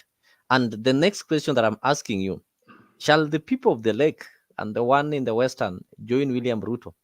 And the people from the central have their own candidate? Will William Ruto manage them? I want to give you a very simple answer. William Ruto, without the presidency, managed to get so much votes in Western without being the president of the Republic of Kenya. William Ruto, without being the president, managed to get seats in Western. Remember that. Remember that. In Luo Nyanza, is now penetrating with the presidency. And what are my Luo brothers saying, like Leo, that, Kalonzo is not strong enough. So who is your candidate? Who's your candidate? You are just buying time. You are all going to UDA. There is nothing that you are saying that Kalonzo is not strong enough or blah, blah. A lot of stories that you are saying, especially people from Nyanza. They're just waiting for the signal. When Baba will tell them that go this direction, they will definitely be added to UDA the way they've been added before. So there is nothing like their principle. There is nothing like they believe on. That house was built in quicksand. They are on their way and knocking on Ruto's doors and windows that we want to get in. So that is my take, Leo, on that particular issue. Nyanza is really warming up to join Ruto in his government, and they don't mind, they don't care what Kalonzo or the rest would say. But they, so long as they will be in government, there'll be no problem. Leo, you've said you've had in so many quarters, so long as Baba is happy, then what is it? We are okay. So one last question before I make a final comment. What is the purpose of Kenyan elections if we are just going to end up with rigging and bribery? Mzalendo, you can respond to that. Yeah, I want to respond to it. One last question. What is the purpose of Kenyan elections if we are just going to end up with rigging and bribery? First, in the last elections, there was no rigging. And if there were, they were rigging on both sides. In Azimio and both in Kenya Kwanza. It is now the better thief is the one who won the elections. So the story of rigging and all that starts from the political party. When they do sham nominations, that is rigging. When you are rigged out, that is still rigging. That is still stealing from the people's will. Then when you go to the national stage, when rigging happens at the national stage, both IEBC are compromised. Just remember this. You started the journey on the same note, and you are rigged out when it comes to the national election. Bribery is your cautious, Larry. It is how you are brought up. If you are brought up knowing that it is a norm, it is a way of life, like in some quarters in Kenya, majority, if we celebrate graft, if we celebrate people of watch. We celebrate people who have stolen money from government. Then bribery becomes the order of the day. Larry, if you are stopped by a policeman and you give a bribe, if you are driving or if you are in a matatu, hujafunga seat belt and you are told, hey, nitolee hiyo 50 bob ama 200 shillings, you are also part of the problem. So if you have done that and your conscience is, if you have not done that and your conscience is clear, then you are a right citizen. I may ask you that question that since you've been in Kenya, since you've been or wherever you are, have you ever bribed a police officer? Or have you been in a situation whereby you needed to compromise a government official for services and you did it? So personally, I will tell you, yes, I have bribed a police officer. Was I part of the problem? Yes, I was part of the problem then. Is my conscience clear now? It is more clearer that I was part of the problem and I want to offer solution to the problem. I hope I've answered your question, Larry. Maybe my friend Bonnie can attempt before he drifts to sleep. Yeah. Yeah. So I think Kenyans are tired. From that question that was posted by Larry, I think Kenyans are tired. So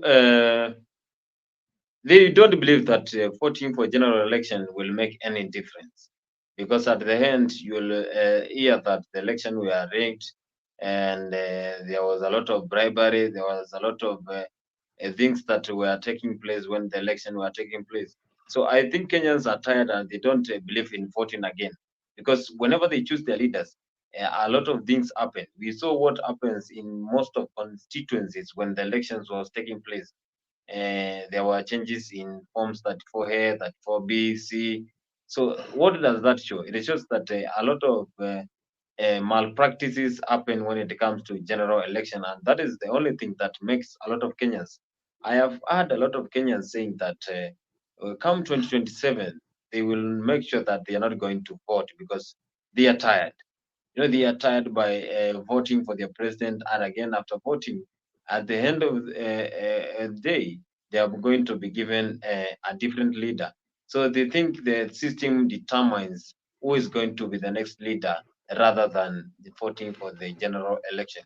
So they are now most of Kenyans are now believing in the system more than going to the fiscal activity and voting for general election. So there's no need to have a general election. According to most of the statistics, tells that most Kenyans don't believe in general election nowadays. After what happened in 2007, 2017, and also 2022. Yeah. Maybe before Leo comes back, we have somebody who's new here, not really new, Jacorando. Jacorando, we are trying, please introduce yourself and tell us if you're ready. And if you don't want your camera on, then we can allow you also to be in that particular situation. We are again back to the political talk in Africa. And there's a lot of engagement coming from the panel, from the comment section. Karibu sana, Mr. Jacorando, and introduce yourself. Hey, yeah, thank you, Mzalendo. I appreciate that. Yes. Yeah, my name is Jeffrey Okello, obviously, aka Jacorando. Okay, I'm from Corando, so that's why Jacorando is just like Luo and Jaluo. Okay, so, so that's how the prefix Ja comes in. But nevertheless, it's a very good conversation going on.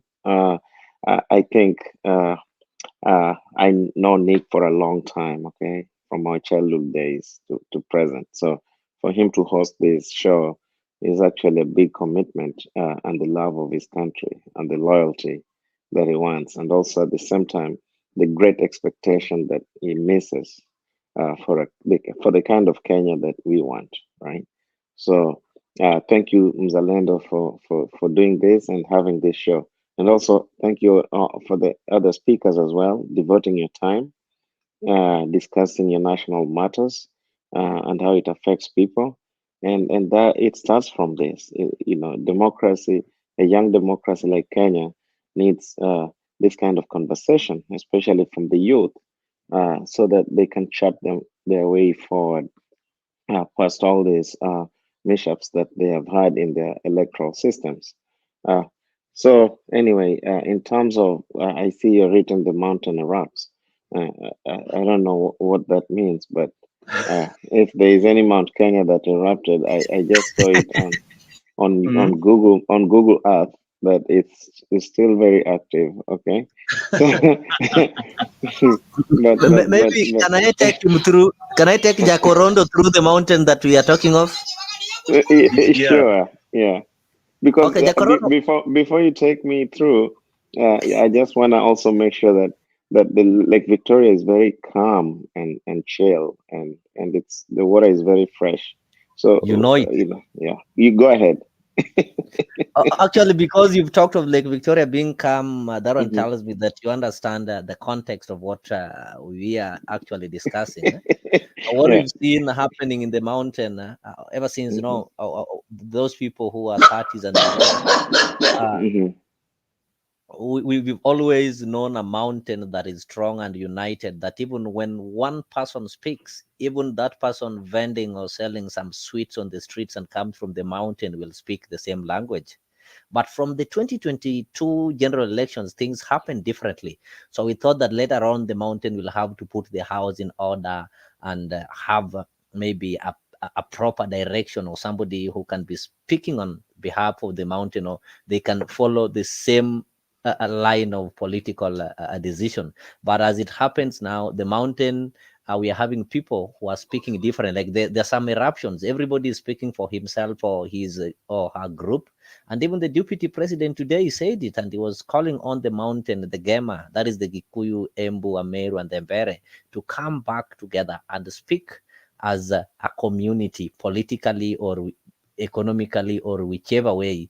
He echoed what happened in 1992 when some voted for Kibaki and some voted for Ken Matiba. They lost because they were not united. He echoed 1997, the same thing Mistake did, and he's calling and rallying the mountain that, we should not be having different voices. And you'll remember for the first time in 2022, over 1 million GEMA votes went outside the GEMA basket. So I think that one gives you an insight. Thank you. I think first let's start with this. Kenya got independence in 1964, 63, and obviously was declared a state in 64, right? Uh, and the first president, Jomo Kenyatta, is from central Kenya. He ruled until he ruled with the how do you call it, the Mount Kenya Mafia, right? uh, and until 14 years that he passed away. Then obviously Moi came and ruled for 24 years. Moi was from pretty much a minority group because there's no such thing as a Kalenjin. Okay, that's all political creations. There's a Tugen tribe. Moi came from, brought all this minorities group and ran Kenya for 24 years. Then after that, Kibaki overwhelmingly came and beat Moi, right? Beat Uhuru, and at that time there were two competitors, Uhuru Kenyatta and Kibaki. I think there was also Orengo who was running, and I think there was also another small candidates with very few followers. But what am I coming into? Kibaki came, ran Kenya for 10 years. When Kibaki came, when Kibaki left, Kibaki really did a lot. I would say brought Kenya to understand the value of tax collections and where it's supposed to go. Then obviously with a very strong Mount Kenya machine, right? Then Uhuru came with a very strong Mount Kenya machine for another 10 years. So 14, Kenyatta, 10 Kibaki, and 10 Uhuru. You're talking of 34 years of captivity under the mountain by Kenyans. It is time the mountain erupts. It is time the mountain realizes that the mountain is becoming ineffective. Because if we are still here today in Kenya and somebody is still going without matibabu for just a simple thing like malaria, then obviously 34 years was completely a waste of time. Then now Ruto has come, calling himself the Kalenjin too, and going to add on Moise. So these two tribes, Ruto probably will do maybe 5 years or 10 years. I don't know. Let's hypothetically say 10 years because elections are not being won; they're being taken. So 10 plus Moise 24, that is 34 years. So 34 Kalenjin, 34 Kikuyu, the mountain. What are we talking about? It is time Kenyans talk about the importance of what each and every person can do to themselves in life.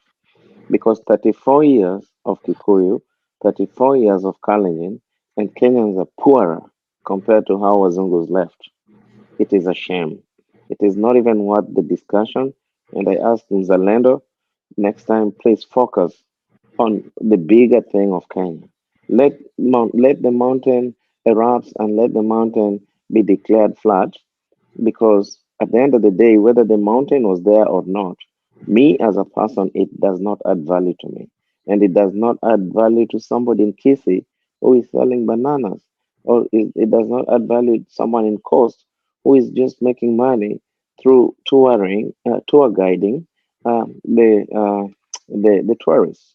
Or someone in Isiolo who is having a camel, one camel, and milking it completely. So the mountain is not an issue.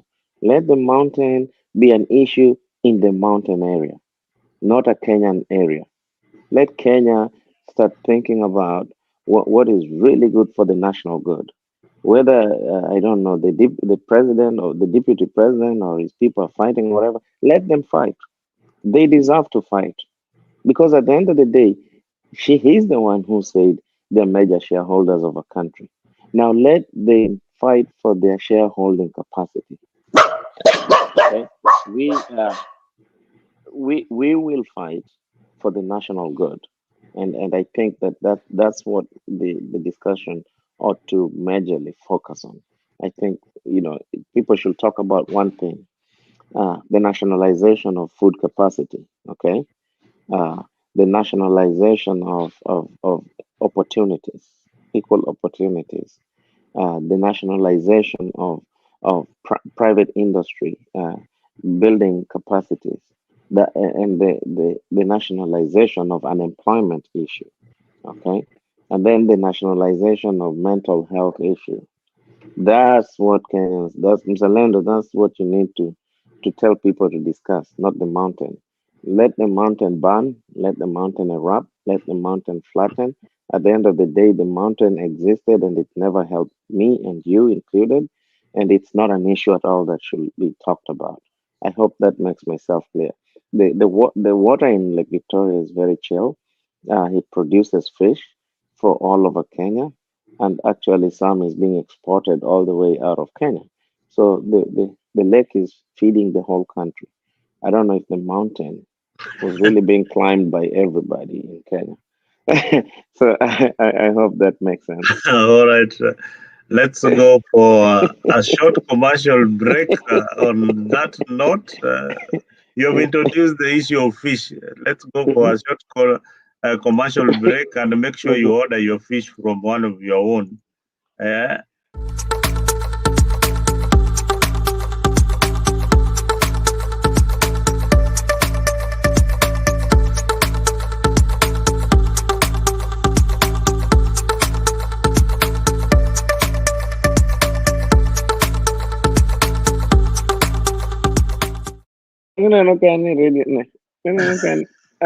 Radio station.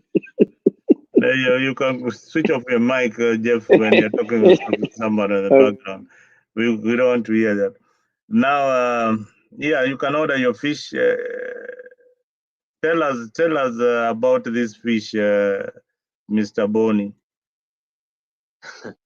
Yeah. Wherever you are in the whole world, you can get those fish. We have the fresh fish, and also smoked one, dried ones, and the fried ones. You can get them wherever you are in the countrywide. We always distribute.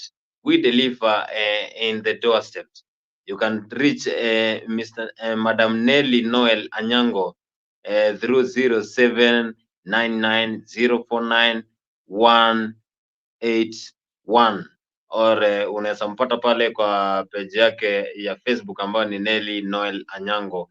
Ukifika pale TikTok ni Nelly Noels na utapata ile fish ambayo ni nzuri kabisa, ikuwe ni fresh, ikuwe ni smoked, ikuwe ni dried, ikuwe ni fried, utaipata na ni worldwide. Tuko mpaka USA, Virginia, Texas, Canada, mahali popote unataka utapata your fish and itakuwa nzuri zaidi, na ni zile fresh from Lake Victoria, which is the main source of fishing when it comes to exportation and importation of fish in the whole world. So Nelly is your biggest plug when it comes to fish. Good one. Anyway, Geoffrey, I know the lake is very, very calm. You have calmed the lake. I think it's only that maybe the lake is lacking some options, that they have decided to chill and just to watch as the political scene unfold. We people from the lake, maybe we have never found ourselves in this particular scenario where our leader is getting out of the political scene, and we don't have somebody who we don't have somebody who is going to inherit his mantle immediately. But politics, the way it is politics of bargaining. Whether you are from the lake, you have to bargain for your piece of cake. As a taxpayer, you have to bargain with the government of the day. And the government also has got an obligation to serve every Kenyan on equal capacity. So we saw Ruto at the lakeside trying to, initiate the government projects. Although initially we were told that the government, that if you work with the government, then that is a betrayal. We have seen people like Jalash, your homeboy, going to work with Ruto and the likes of Tomoji. And I don't know, with this new development, what you make of it. Yeah, so thank you. That was a very good, delicious pictures of fish. I live in Virginia. Maybe I'll order some later and get to Order taste it. from your sister Nelly. She's the one who is doing all this. So Okay. make sure you get in touch with her. Even managu, analeta managu fresh kabisa. Chapati. I Oh, got really? I got my order just the other day, and I was impressed that with Yeah. the packaging. And this is somebody who is so local and somebody who is known to us. So That's very nice. So, we promote yeah. tutapromote hiyo asole yake. If you don't have a number, ndio hiyo hapo. You can see Okay. the way she's packaging stuff. Yeah. Yeah. Very, Very very nice. professional, yeah. Okay, I will get to. That's a very, very, very good initiative. This is the kind of things that we need to be doing, especially learning from the Western way of packaging food and how commercializing food and upscaling the production, okay, to a level that it can supply all over the place. That this is really the future. It creates jobs. It creates us to eat the indigenous foods that we miss, Yeah. and I think it makes us feel like we are home. So It's a very good business. Going back again, you're talking of that the lake region is not having a leader. Let's move again back to history. I always like to go back to history because normally history repeats itself, right? When Odinga fell out with Kenyatta, he was put into he was actually kicked to the periphery, right? Uh, he was not, as a founding father of the nation, he was not really on the table. But meanwhile, the people that were his followers, which Odinga had a national following, everyone still really followed him completely. And I remember there's a time in Karachuonyo when he said, you know, Okikiamaya, the powerful Kanu chairman, was running, and I think Phoebe Asir beat him because Odinga said, "Oh, just pass my greetings to Phoebe Asir." Okay, and just because of that, Phoebe really beat Okiki. So he was not a leader in the government or even in real life, in politics. He was, a domicile to his house, but he was a leader. Being a leader, you don't have to be present. Being a leader is that you have to be felt, okay? People have to listen to you. So many people are leaders and they're physically present, but nobody listens to them, okay? And unless they lead with intimidation and coercion, okay, to force people to follow them, then, but that's not leadership. That is some kind of autocracy or dictatorship. But a leader is someone that has to be felt. So the people from the lake will always have a leader, whether it is someone from the lake or someone from outside the lake. A leader does not have to speak your language. A leader does not have to look like you. A leader does not have to pray with you on the same church. A leader does not have to practice the same things you practice. A leader is someone that you follow for one purpose. There is something they do about transforming your life. Okay, so that is the kind of leadership that is always there and will always be there. And I hope that this notion of putting balkanization, okay, of Kenya into tribal cocoons, and then saying, oh, so and so is the Luo kingpin, Kikuyu kingpin, Kalenjin kingpin, whatever. It's really brought us back to our knees because at the end of the day, what if the Kalenjins were really following Ruto to the core? He's in State House. He's eating his nice food and he's up and sleeping very well. Tell me about that farmer that lost all the maize because first there was nowhere to be taken to, or secondly the weather affected that. Do they sleep nice? Do they wake up nice? Tell me about a Kikuyu farmer who was trying to have coffee, okay, or mira or whatever.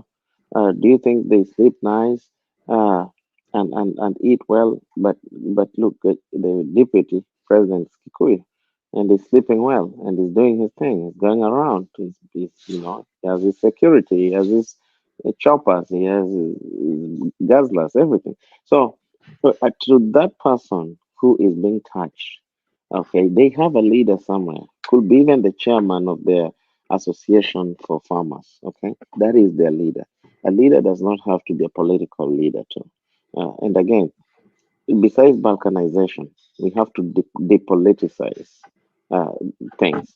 I think Kenya has become so politicized, even in weddings and funerals, people think that a politician must speak so that's when they know that they can have someone who talk, or that's when they know that that wedding or that funeral is such a high profile thing because people want to associate with who is who in political side.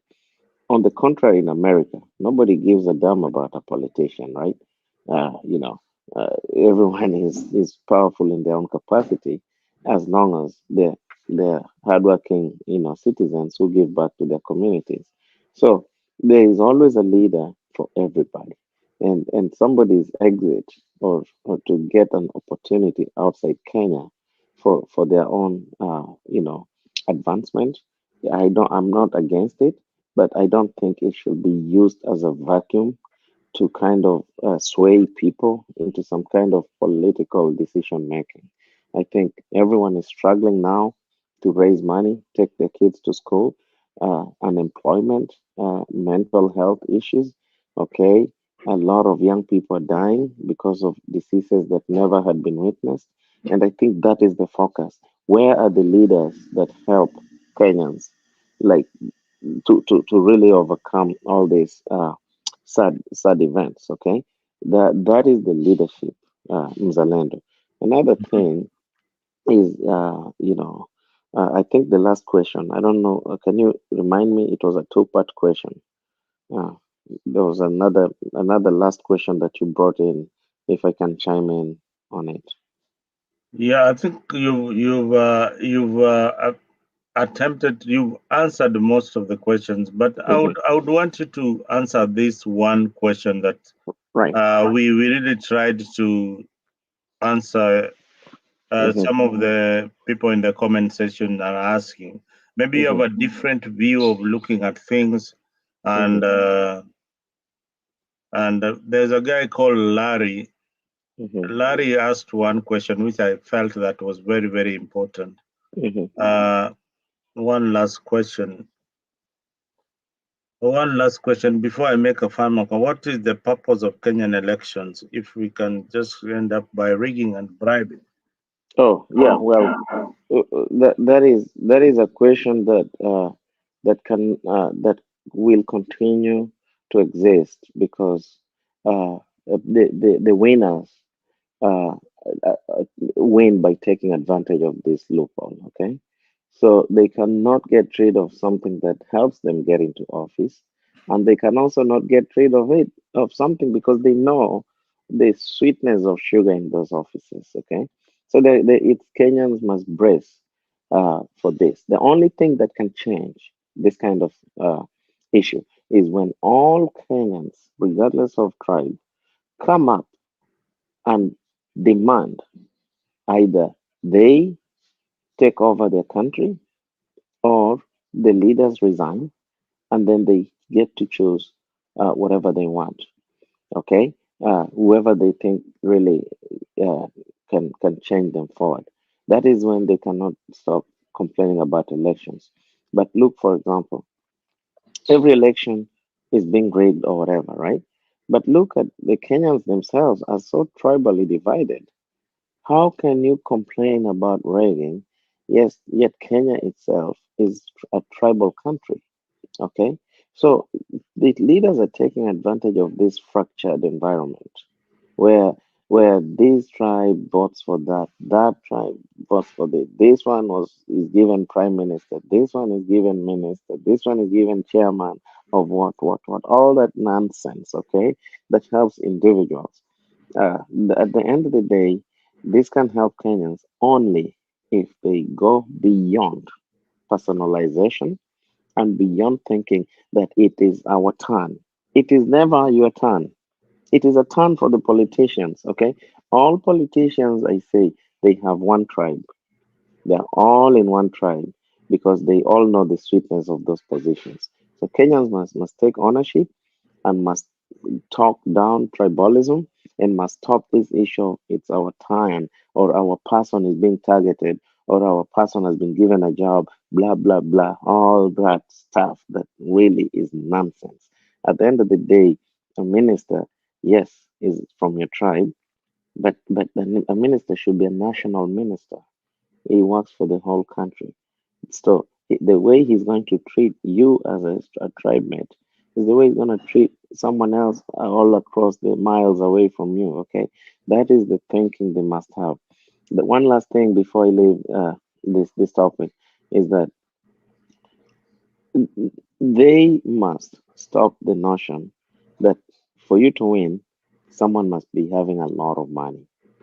People who have a lot of money, they don't tend to worry about politics, right? Okay, because they already have what they have. Okay, they don't follow politics, and they don't listen to politicians, because at the end of the day, they can manage themselves. But Kenyans who are mostly poor Kenyans must stop allowing politicians to use money to change them, or to use money to bring into the electoral process. All this can be changed by Kenyans, not even the government. But the government continue to rig, because rigging, it's Kenya is already a property, and this property, some people wants to own it, and they know why they want to own it, so they're going to continue rigging. But if the people come up and get people or someone in power out, that is when Kenya can never have these issues again. Someone must be taken out of office constitutionally, the right way, then the next person will never mess with the office. Thank you.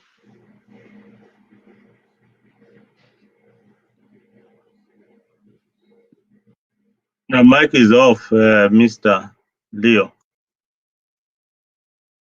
Leo, your Yes, mic is off. I was raising my hand so that you can permit me to unmute. I don't want to misbehave. I just wanted to ask Jacorando. Jacorando, do you think that if you look at the concept of Kenyan politics, do you think there can be a point? Sorry? I introduced the other speaker. I think he's been there for a while. Oh, so okay, sorry. I thought you did that. Okay, sorry. No, I You know, haven't introduced him. He has been standing on standby. You as let the me allow. moderator. No, I became a panelist. Sorry, Hilary Gondi. If you've not spoken, let me just take this opportunity to welcome you. Then after that, I will request Mzalendo to chair, because I would want to contribute, and as a speaker or as a chair, sometimes my contribution cannot be. I can only be guiding.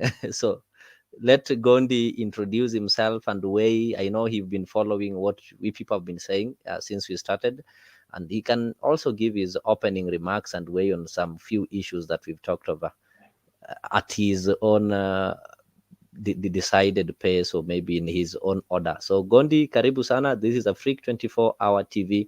It's a political platform that enables not only Kenyans, but we are connecting you with African stories. So this kind of forum, we normally discuss issues, Kenyan politics and African politics in general. It's for today that we are looking at some eruptions in the Mount Kenya.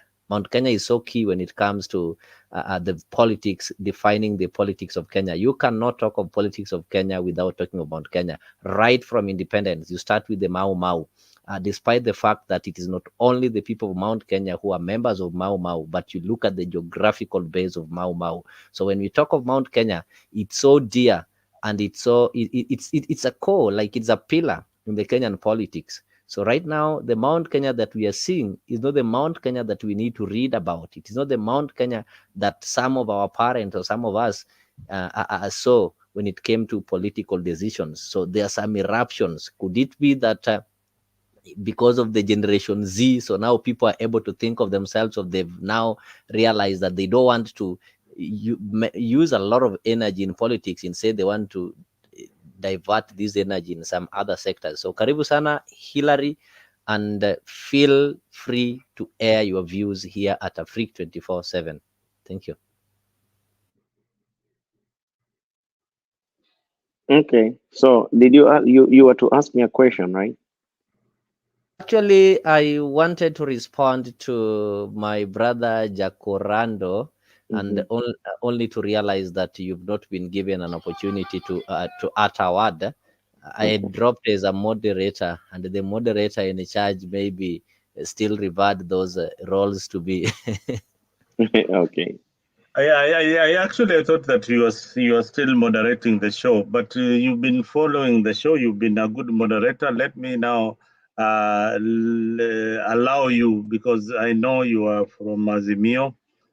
Show us your true colors, why you support Raila Odinga and his quest to the AU. And Geoffrey has alluded that actually, with Raila moving to the AU, the lake is very, very calm. There is no political tension. There's no looking for a kingsman and things like that.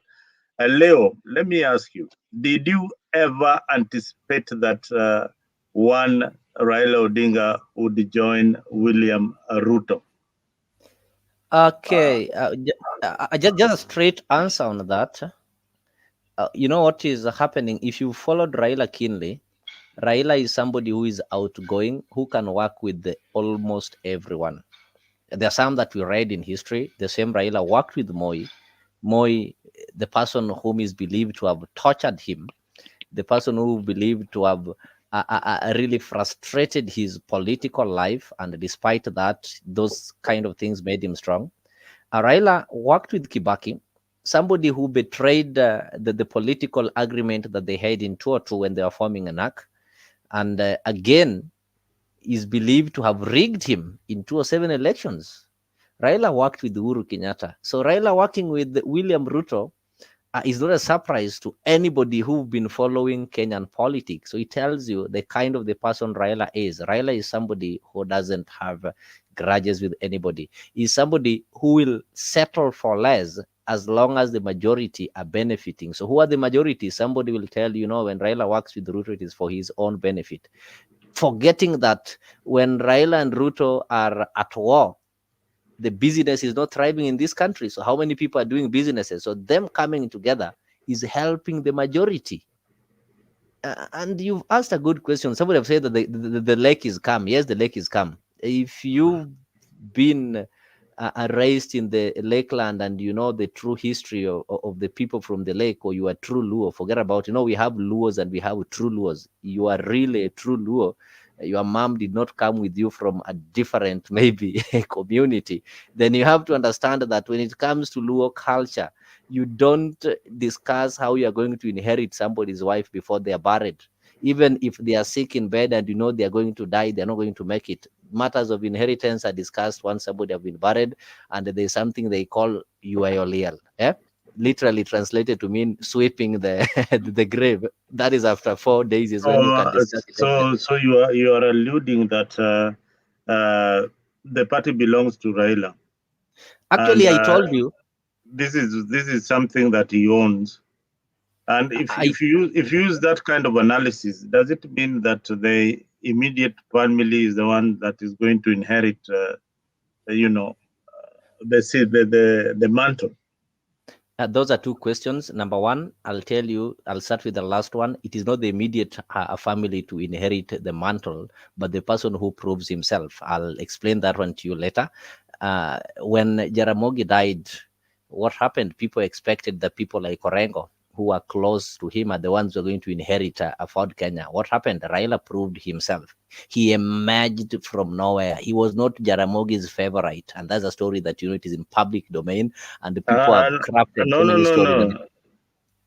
Get your history right. When Raila wanted to take over, I'm the one speaking. So let me finish. Then after that, you'll correct it. I don't want you to mislead our viewers that Raila took over Ford Kenya. You're misleading.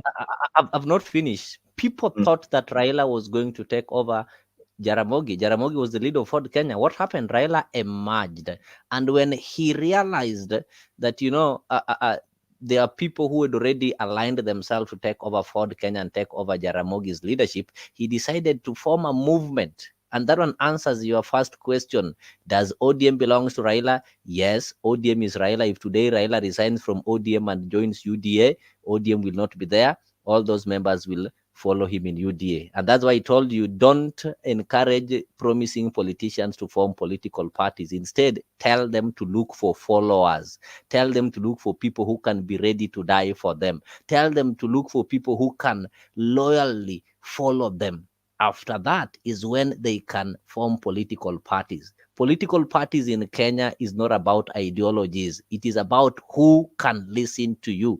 We've had people with the bright brains, as you might say. They have political parties, but these political parties are not having members. When Raila moves today from ODM and he goes and forms something called Maembe Party, people will follow him there. So he did not start by forming political parties. He started by forming movements. For example, I've heard people telling Babu Owino to get out of ODM and form his political party. That is wrong. He will flop. The only thing he need to do, he need to get his followers, so that whenever you have followers, you can form any political party as long as these followers are there. So political parties are not about who is the chairman. It is about people go to ODM because of Raila, not because it is ODM and its structures. People follow William Ruto. They don't follow UDA. They did not follow URP. When William Ruto was in ODM, his followers joined him in ODM. When he left ODM and formed URP, people like Duale who are in ODM followed him. The same when he left Jubilee and formed UDA, they followed him. So they were not following the party, they were following the person, William Ruto. So let these people look for followers. Well, Hillary, if you are listening to us, and if you want to interject, please, if you are in a position, I believe you are at work or something. If you are ready to give your submission, please put your mic on or your camera on so that I may know if you are ready. So Hillary, I think is not able to be on the mic. Hillary is not able to be on the mic right now. So we are left with you here. Now, you are contradicting yourself, Mr. Leo, and the reason why you are contradicting yourself hugely is because I feel you are saying in one side of your mouth is saying, what are you doing? One side of your mouth is saying that we need to, Babu Owino, one side of your mouth is saying that Babu Owino needs to not to go form his own political party. The other side, you are saying that Raila formed his own political movement with his followers. Yeah, he formed a movement within Ford. Wait a minute. Are you saying that Babu Owino does not have followers? I'll answer you, right? Babu Owino is Does he have followers? That is, I'll say yes. Babu Owino is one gentleman then who followed. Why can't he form his own political party, just Relax. like Raila did? I'll tell you. Babu Owino is one a politician who followed in the footsteps of Raila. Number one, for you to become somebody of Raila's caliber, you don't need to play village politics. What Babu calls, you don't need to be a village salad, like Oscar Sudi. So he started his politics not only in the university level, but he is an MP in town, in the capital city. Raila was an MP in the capital city, that is the former Langata. And in Langata, we were having both the rich and the poor. You know that? The same to Babu Owino is the MP of Embakasi East. In the Embakasi East, we are having slums and we are having suburbs. So number two, he's having followers. But now, the person he wants to replace is still there. Raila did not replace his father when his father was alive. So that is why the matter of inheritance, the matter of succession can only be discussed at the right time. Yes, he can form his political party, but not now. This is not the right time. If he does it, it will be taken as betrayal. And if you've been a Luo, in Luo, betrayal is normally punished dearly. It's always punished dearly. And at no time will Luos have separate leaders. Luos always have one leader at a time. We cannot have, I hear people talking of grooming. There's nothing called grooming. When a vacuum exists, people fight it. And somebody that Luos will believe has got courage enough, have got what is called charisma. We have so many bright Luos like Professor Nyang' Nyong'o, or people like Evans Kidero, very rich and bright, learned, educated, but they don't have what is called charisma. They're people who cannot even attract a crowd on a market day in Luanda. And these are the people that people are proposing as possible hires over hero. Somebody who is not only a Luo leader, but somebody who was a Kenyan leader. It doesn't make sense. So that is why the lake is calm, because the lake knows when the time comes for the storms, then the right person will be decided on. But right now, the lake doesn't behave like a mountain. It will remain calm until the last moment when that vacuum will appear, then it will immediately be occupied. Yes. That's a very. Let me just jump in. Mhm. That is a very good argument right there, uh, because one thing I like about what you've said is that there's no grooming of anybody in politics. Politics is not a permanent job, okay? And there is no such, because there is no, the only thing like Mzalendo can tomorrow can run and be a politician. Okay. The following year, you can say, I resign, I'm going back to the private sector.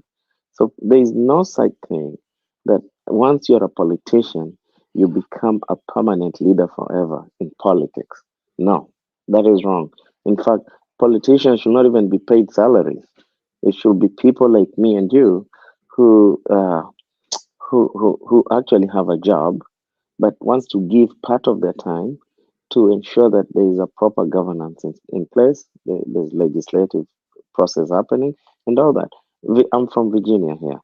In Virginia, we have a state legislature, okay, and we also have a house of representatives for Virginia, okay. These positions, even my neighbor is a part of, is a house member, okay. But you know what? They only go there in the evening for 3 days a week to pass the bills that helps the governor for Virginia to run the state. But it is something that they get like a sitting allowance. They get like maybe how much? I'll say $20 an hour. Okay. Why do they do that? They're doing that because politicians were not supposed to be a permanent job like in Kenya, where politicians are even given a benefit to travel around the country as benchmarking. Travel for what? The MP for Rangwe is supposed to be traveling to Rangwe to see what people in Rangwe need, not coming to America every 4 months because for benchmarking, you know. So that it's not a corporate job. What I'm saying, they are not supposed to be, first of all, given these benefits. These are illegal benefits that members of parliament have passed themselves, and that's why I admire someone like President Kenyatta could not allow this nonsense. Or Moi could not allow. The MP during Moi's time used to earn how much? 11,000 per month.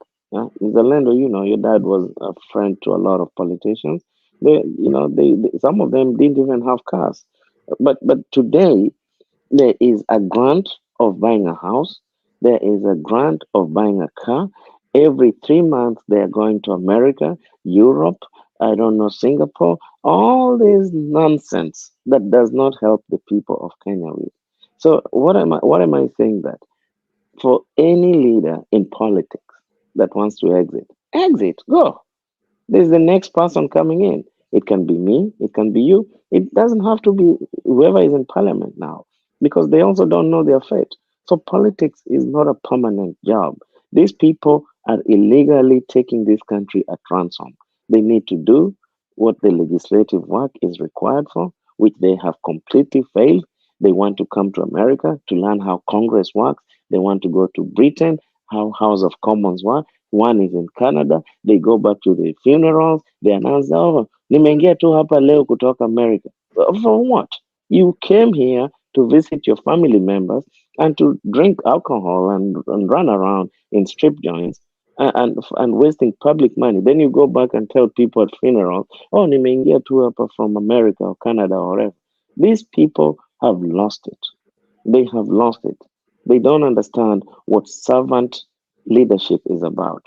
A politician is supposed to go and pass legislative bills and argue their case on behalf of their constituents, not go to state house to look for money for projects. No, they are supposed to pass bills that helps the executive allocate money that is good for those projects, and that's what they're supposed to do. Another thing that I want to say is that uh, as they travel around, like as I live next to Washington D.C., I get to see them a lot here. They come, they live in high-end hotels, yet their constituents cannot even afford a meal. And then when they go back, they run something called CDF. This CDF, they take 1 million for a project, and then 9 million they put under their pocket and use some pseudo project of how that money comes back to their accounts. Again, the people of Kenya have allowed this nonsense to continue happening. This cannot happen in America. In America, politicians cannot do this kind of nonsense. And even Britain, that is the colonizer, or even China, or even Singapore. Only in Africa is where Africans have allowed the African leaders to run them to the ground. These homes that they're building, I don't know, home, Nairobi, one person has 20 homes. You wonder how many people live in those homes, okay? Yet a constituent cannot have a heart, a grass-touched heart. These are questions that people must think about it before you engage in political lives. But, okay, Babu Owino, I've seen him. I don't know him in person. I've seen him talking on the media. I think he's a young guy who is very energetic. He probably believes in what he's fighting for, and he has a right to do whatever he wants. If he wants to go to the UN and be the UN, vie for UN secretary, he can. AU chairmanship, he can. Forming a party, he can. He can do anything. Everybody has a human right to actually look for a position that they fit in without being interfered with. But whether his position means that he wants to take the leadership of the community is from, I'm not the one to decide that. But let those people in the community see, what have you done that helps me in my house, in the village? That's the kind of leadership that I'm looking for. And if you've not done that, please exit this thing or go back to your constituency and run for that seat that you had before. That is going to be the future. I think the future is going to be beyond the Ruto politics. You know, even Raila, he has done it. I think he's done his best. I think his politics is now nurturing those young people. Ruto I think, is surrounded by all the young people around him. And if these young people want to do the same things that have failed before, then we are going to have a brand new young people coming in and taking Kenya to a different height. Kenya that is going to be for everyone, not for one community, not for some people who are politically inclined or people who have money, like you've mentioned, some people there that have money. And that Kenya is not for hire. Kenya is a country that decent people live. It is not a place where you go and buy your life. You buy your way of controlling things. It is a place where our parents lived in and raised us. And so we must do something that preserve that. I think the political lives in Kenya are completely hell-bent to becoming socialites of Kenyans. They've become socialites, they've become elites, and they've become completely irrelevant to the real life that each and every Kenyan is really struggling to go through.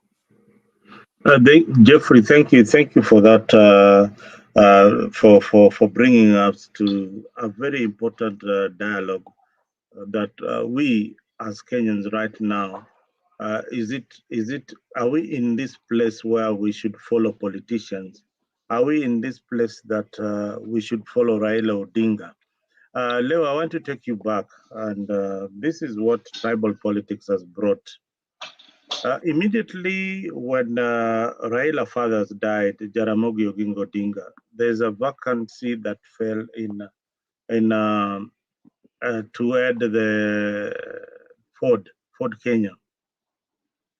And Raila contested against Wamalwa, of which Wamalwa beat him in that particular election.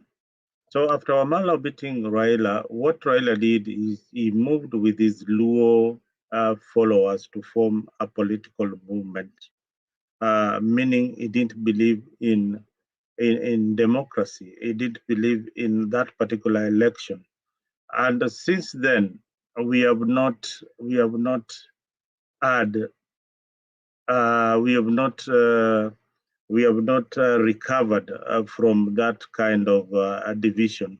We ended up being we ended up being this tribal, following these tribal leaders to wherever they are going to. Same to those who split up with Matiba. They ended up following Matiba to wherever he was going to. So, but Geoffrey, you brought in a very important dialogue that we should need to start thinking beyond politicians. We should think about what is important to us as the people of Kenya. Is it water? Is it housing? Is it infrastructure? Is it schools? And how do we get good leaders? I think that is the dialogue that we should be having. And I pose this question to Leo. How do we get leaders beyond political patronage? Yeah, beyond, how do we get leaders who are policy oriented, who can deliver the regions or the constituencies or even the wards? Leo?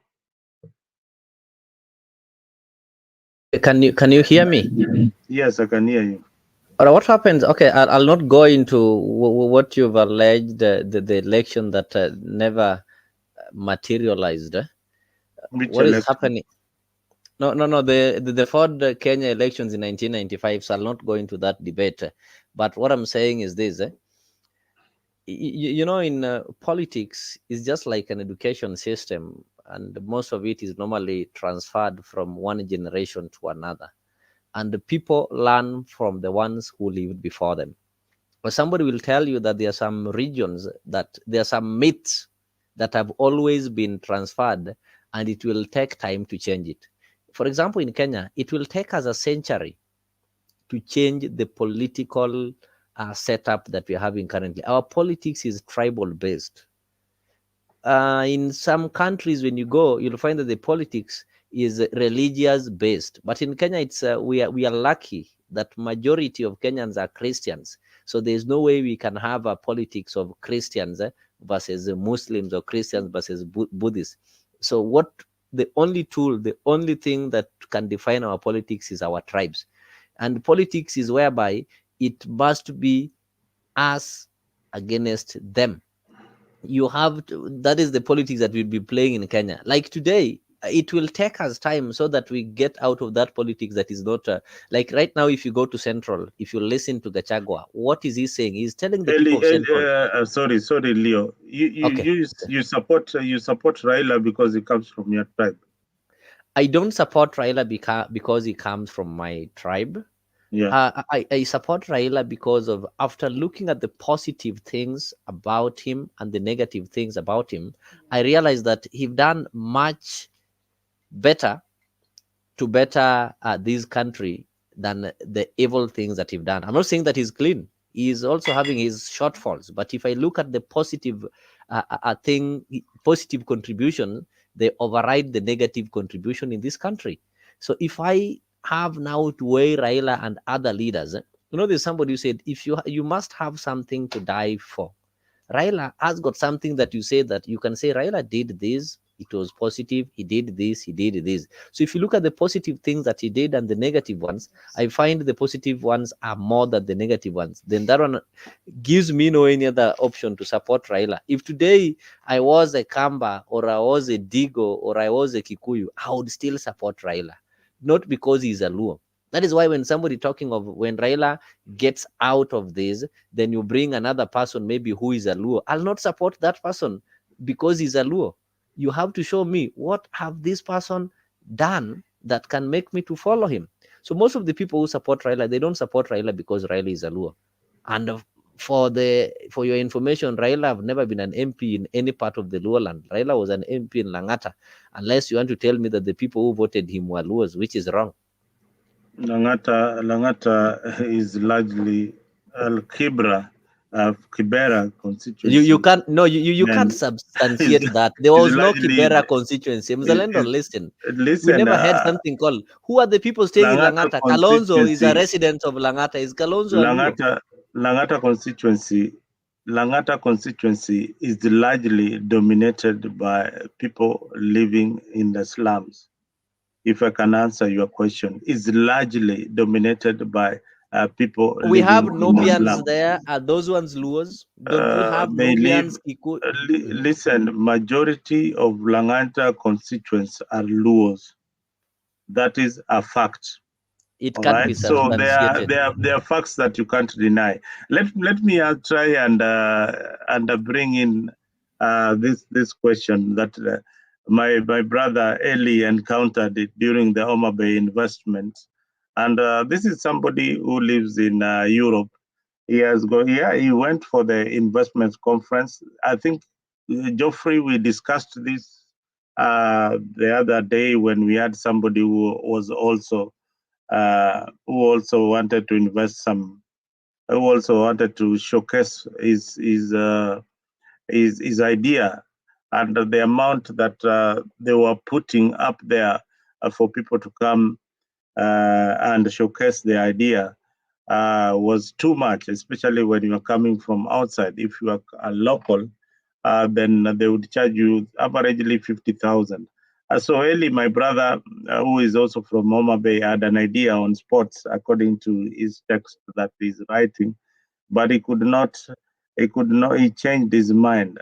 Definitely, he changed his mind because of the bureaucracy. Let me just speculate. The bureaucracy that is involved. The leadership is not in touch with any locals. So if you want to meet the governor, you have to go through a chain of people before you get into the office of the governor. Eli, my brother, Paul Esana, this is some things that we've been telling you, but it is good when you see them face to face. I hope you will come and tell us the story one day when you get to Afrique.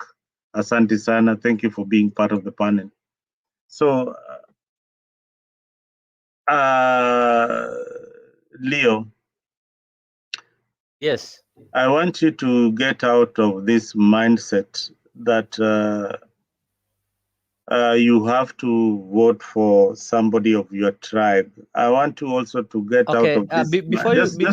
Just wait. I know. I just want. I want you to believe in one thing. Yeah. I want you to believe in policy.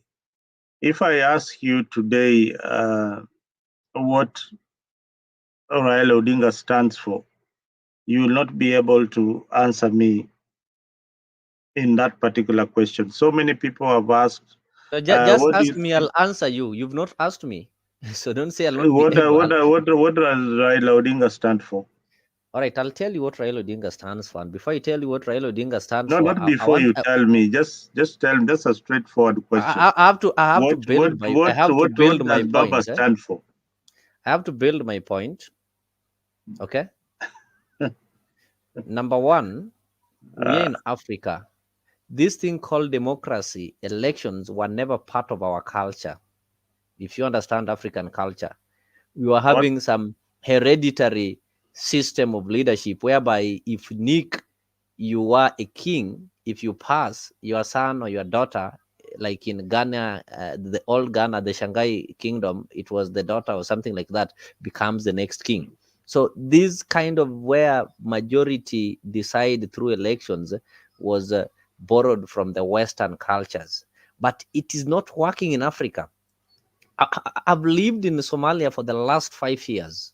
This is a country with the same tribe, the same religion, they speak the same language, but they still fight. Why do they fight? They now narrow their politics to tribes.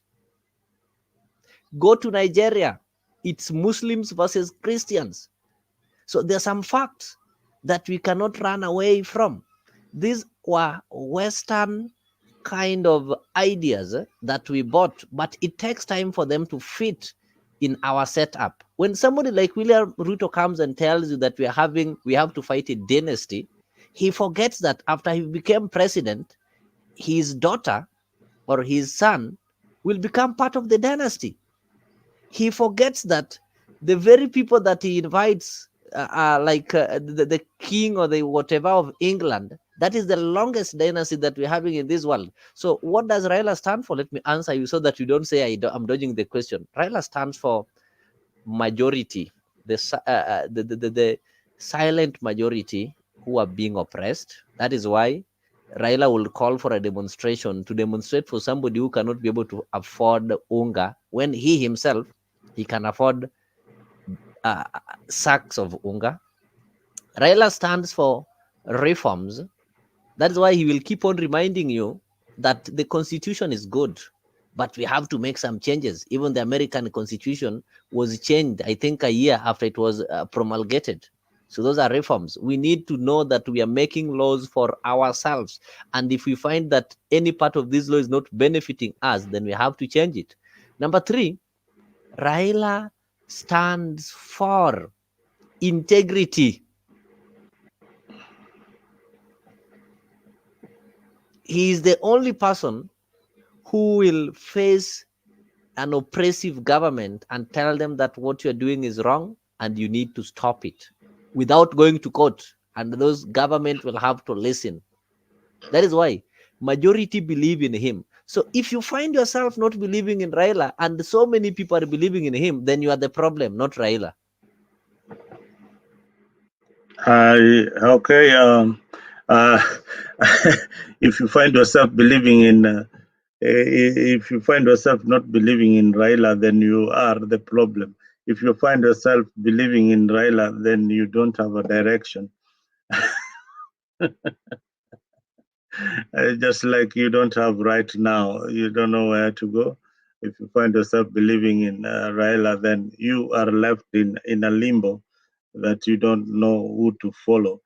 Should he move to where you, then you are also left in a limbo, or you will catch a plane to Ethiopia. So that is the danger of following one individual. So the next time you follow an individual, follow the political party and the political ideology of that particular party. I think we dwelled in this at some point in the conversation, that these political parties are built in quicksand. But how do we get out of tribal politics? Tribal politics is a cancer in this country. And Leo, I don't want a situation whereby we are all thinking tribal. We want to see a country that is united for a purpose. Jeffrey, if you're still listening to me, I'll come back to you with this Kenya Haiti Sure. signing an agreement allowing the police to be deployed. What do you think about this Kenya Haiti agreement? You having worked Yeah. in the best forces in the world, the U.S. military, what do you think will Kenyan presence in Haiti add value to the residents of Haiti, or are we taking our boys, our men, our women and men to be slaughtered in Haiti? Well, thank you. First, the Haiti problem is a world problem, right? It's also a sign of a global leadership deficit in leadership. The Haitians have gone through a lot, but they've gone through a lot because of their previous practice on electing unelectable people. Okay, and this is the situation where Kenya is headed to. Okay, so I think it is a United Nations issue. It is not a Kenyan issue. Kenya can support Haiti under the United Nations. Okay, but Kenya cannot come solely to support Haiti just because one country is probably giving Kenya money to accept that. I think that way we are putting people in the harm's way. They No, Kenya. If you, I don't know whether you yeah, have I know. read Let me the just say, information. yeah, let me just when the United Nations General Assembly, I think President Biden singularly thanked Kenya, President Ruto, and Kenya for taking over Haiti issue. I think the U.S. is the first country that should send their people to Haiti because they're the neighbors, right? They're the first neighbors. Even though Haiti is predominantly a black country. So for Kenya to come all the way from East Africa uh, to act like they can change anything in Haiti, yet if you go to Homer Bay, there is a state of lawlessness. You go to Kenya. Today, I was reading a news in Kenya where a woman was killed and all the private body parts are taken in an apartment in Kenya. This is going all around Kenya. I personally am going through an issue where a rogue employee of mine took over some things in my business and used to get a big loan out of that. I'm going through that with the DCI. And so Kenya is going through these problems Haiti is going through. Kenya cannot act like they're better than Haiti. Haiti and Kenya are the same. There is no difference. The other day, when people were protesting by using uh, the power as sovereign power of the people to protest against the high cost of living, the police were killing guys in Nyalenda. The police were killing people in Sondu. They were killing people in Nairobi, in Ukambani, in Coast. So, what is Kenya good for? Nothing. They need to stop acting like they're good for anything. Kenya has their own problem that they cannot fix.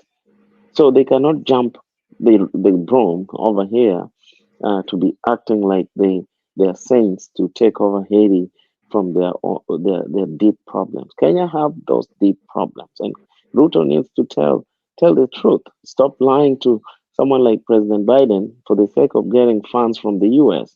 To support your nonsense. Kenya, no Kenyan police should step in Haiti. And I think if they do, and I'm speaking as a former military officer, if they do, I think if anyone is killed, no one should cry that a Kenyan is killed in Haiti because we are simply going in, dumping people for the sake of a political show and to get funds from a donor country, and yet your people are dying. It is not jobs for overseas here. They're taking the police to a place where the police do not even have intelligence to fight any crime. You know, so Haiti has Mexico, Haiti has Kenya, as United States, has Jamaica, has Dominican, has Panama, has all the South American countries as well to support them. This issue of Ruto coming in to take over attention in the world by acting like Kenya is such a developed country, which is completely wrong. Because just today I sent money to a family in Kenya who could not afford to eat anything the whole day. That is wrong. He needs to say the truth. He needs to stop lying. It's not time to lie because at the end of the day, he's occupying space for nothing. He needs to be a leader if he wants to be, and he needs to really tell the world the truth. I don't support any Kenyan police going to Haiti because Kenya itself is having the same Haitian problems. Kenya must fix their problems first. Show us that you can run a country where the crime, girls are being killed all over. No one investigate. The culprits are not being taken. Show us that the police cannot go to knock on people's houses in Kenya and beat people to death. Sometimes some of them were shot on the head to death. That's what Kenya is about. The world needs to know. So Kenya is not a country that is going to act like a saint by helping Haiti. Haitians are fighting a common cause.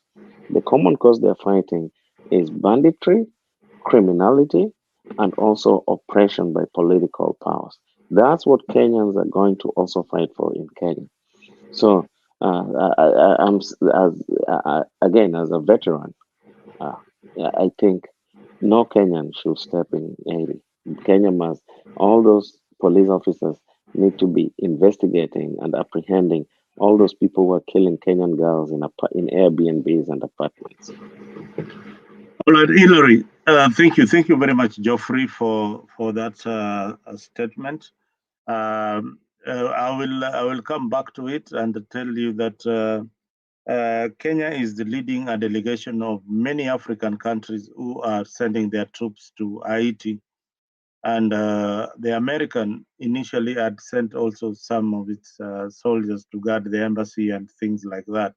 Hillary, you've been so quiet. Are you with us, or you're still at work, or enjoying the conversation?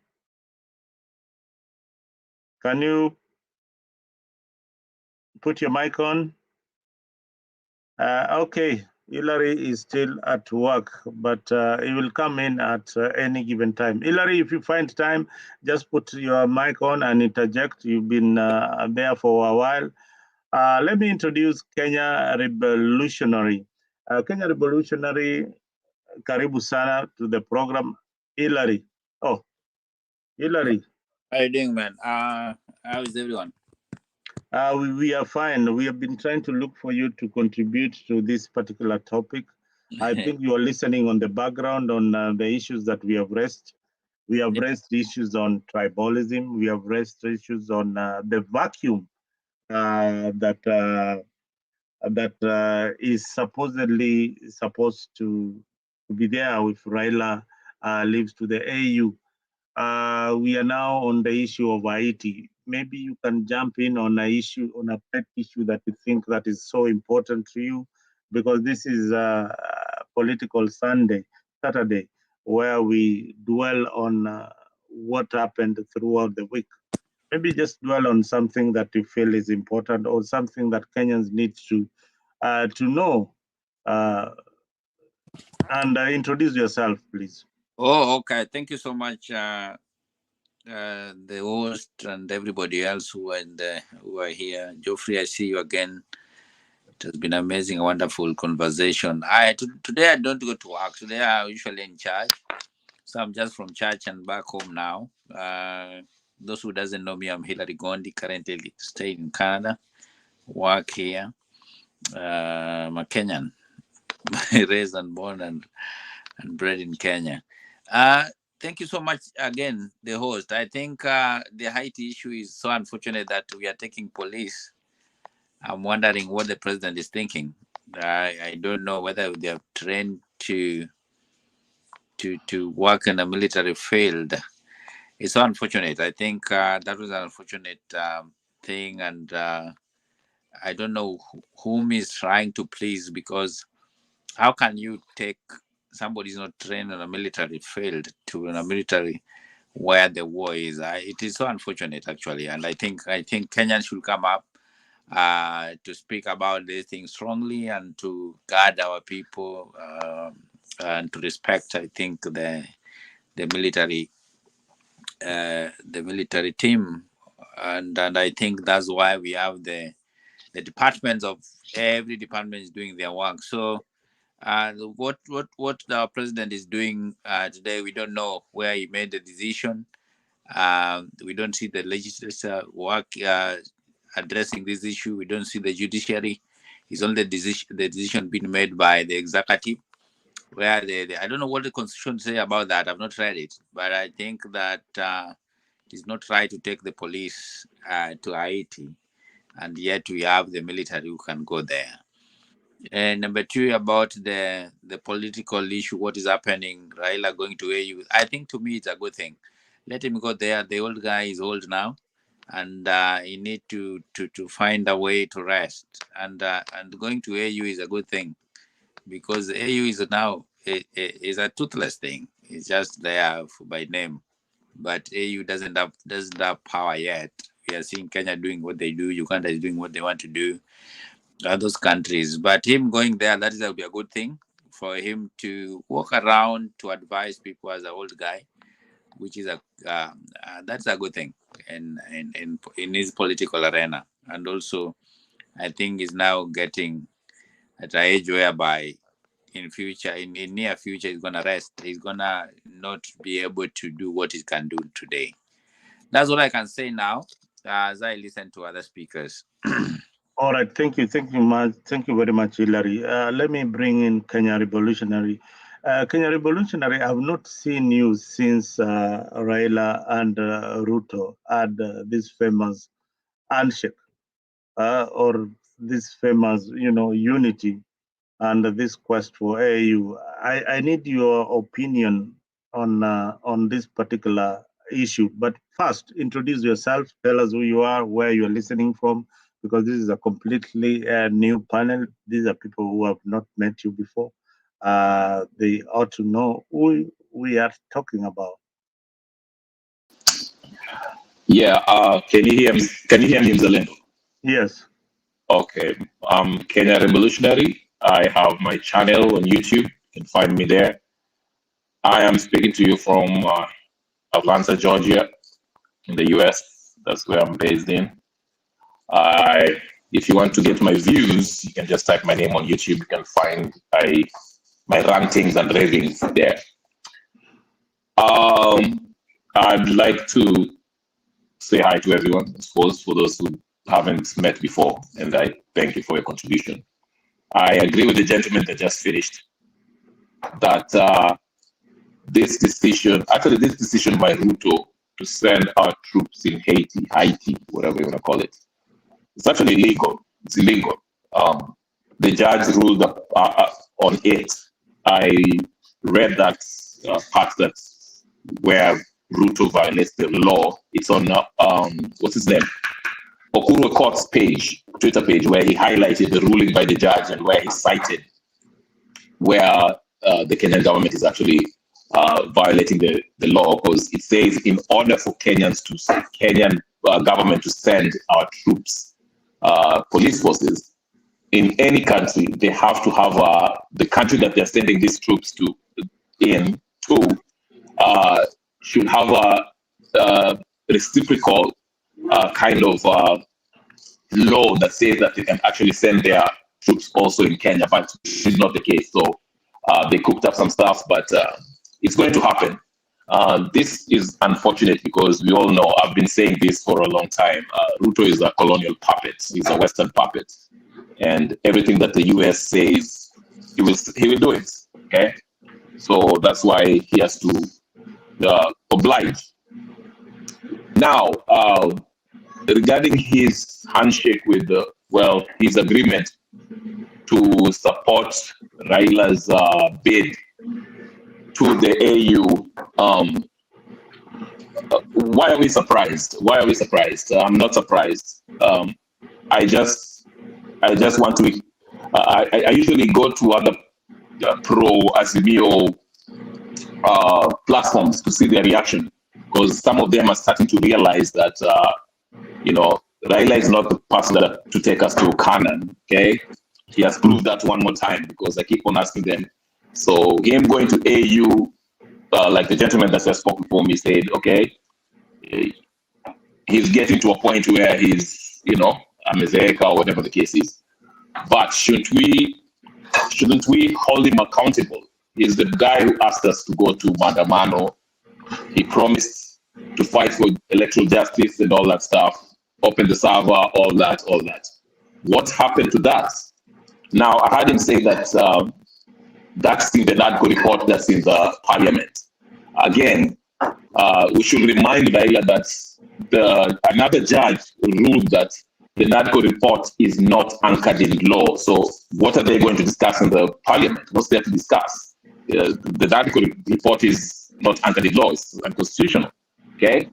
So I'm not surprised with this, this arrangement. He does this. Raila always does this after every elections. After elections, anaenda maandamano, after maandamano, he gets into a handshake, alafu wafuasi wake wanawachwa kwa mataa. But I'd urge his followers to ask more questions, hold him accountable.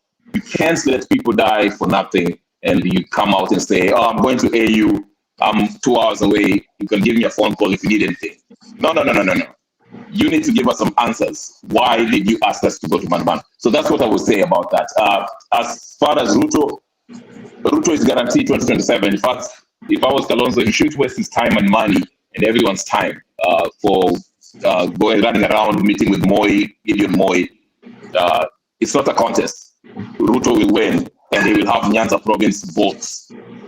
You can see now they're talking as if Ruto has been their friend. But anyway, I don't want to go that tangent. We understand we're being ruled by clowns. We are ruled by colonial puppets on both sides. So it's up to us to actually start. And I've always argued, ili ajali ilifanyika for Okiya Mtata. I suspect you're trying to get rid of him because Okiya Mtata is the only one who has been very vocal about the Western influence in Kenyan politics, government. And you see, he's always the only person who goes to court to, shut down Ruto's unconstitutional policies. Okay, so I was very curious. I would like to know the details of this accident that Okiya Mtata was involved in. We know about Bishop Muge and other people who have suffered suspicious death through road accidents. So yeah, but anyway, in summation, we need to start a third alliance or something, some new movement. This current crop, as I usually say, they've sold us out, and there's nothing. I mean, we should stop looking at them for any kind of liberation or this so-called canon. Enough of their speech, enough of their talks. It's time to actually start a real grassroots revolutionary movement. Thank you.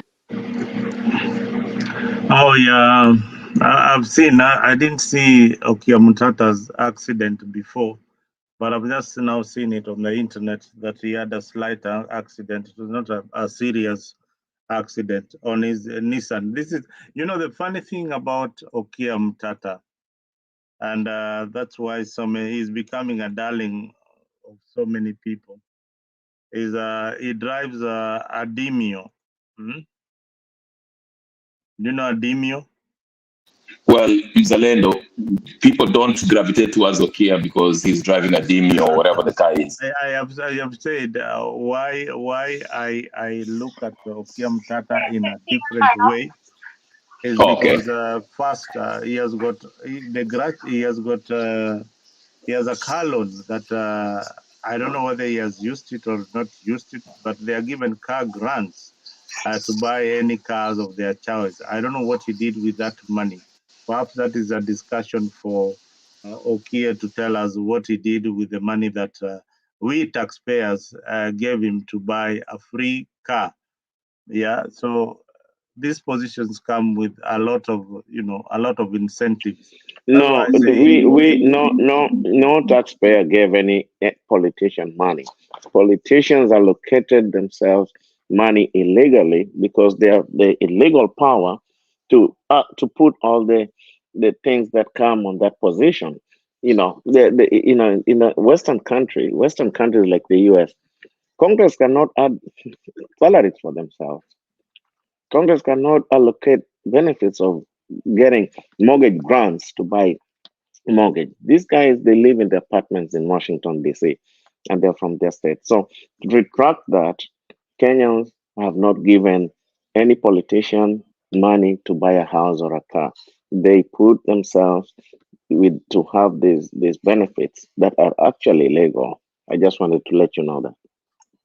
Yeah, I mean, we will debate about that because we have the Salaries and Remuneration Commission that discusses the salaries of these elected leaders. So each and every time they propose what they want to earn, they give threats to the chair of the Salaries and Regulation Commission that if they don't do this, they will not elect her. So that is the kind of threat that has been going on. So those salaries are regulated. Those ones are debated in parliament. It is taxpayers' money. We have got no say about it. The only thing is that we can rant, give the public information like you have just done, that the senators in the US live in apartments, and it is normal. You meet them at a grocery stores, and it is normal. Just until the other day, after that's not true, Zalendos. That's not true. They don't live in local apartments. They actually have. They live in apartments. Can you name one senator that lives in an apartment? What do you mean? One senator that lives in an apartment. Geoffrey has just told you that they live in apartments and he lives in DC. I know I know, Congresswoman. I know of Congresswoman. let Let me just me answer tell you. my I know brother. of a Congresswoman who lives in an apartment. No, I know not even that, the Vice President of the Republic of America lives in an apartment. Mm-hmm. Okay, so I wanted to just confirm. I live in Northern Virginia, and I'm frequenting this even tonight. I'm going there. I've been to an apartment of a senator, and this senator actually is a senator that is one of the longest serving senators. He has an apartment. He could be having home somewhere, but here he has a very affordable apartment that I myself I can afford as well. Okay. Yeah, Kamala, the vice president, yeah, she's given a residence, but she has opted to live in an apartment. Okay. Biden had no house in Washington, D.C. Biden had an apartment. Okay. The whole idea is that, yes, Obama had no house when he was a senator. He had an apartment because he had a house in Illinois. They are just supposed to come here and represent their constituencies in the National Congress. Okay. But the whole idea is that we know that they buy these homes once they decide to live here, like Obama bought a home after he left the presidency. But anyway, that is notwithstanding. The whole idea is that these people, however old they are, they attend sessions. They talk about plights of you and me.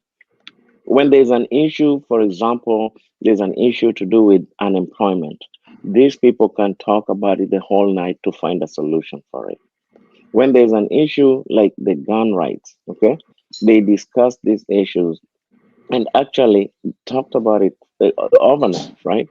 When you look at the YouTube for Kenyan Parliament, you find mostly 3 MPs present with the speaker, and they talk as if they're addressing the whole house. Where is the rest of everyone? I have an MP friend in Kenya who I was meeting over the Christmas and told me, I'm coming to meet you. Let me just go and sign my name. I'm coming back. Look at that attitude. Taxpayers' money. You're going to just show, and because you're interested in only the money you get and your name is there, but you're not really representing your constituency during that session. That is the moment that every constituency is given the time for presence. An MP's job is not to just sign them names and be paid, but really to articulate the issues that their constituencies are going through. I think that's what I just wanted to add.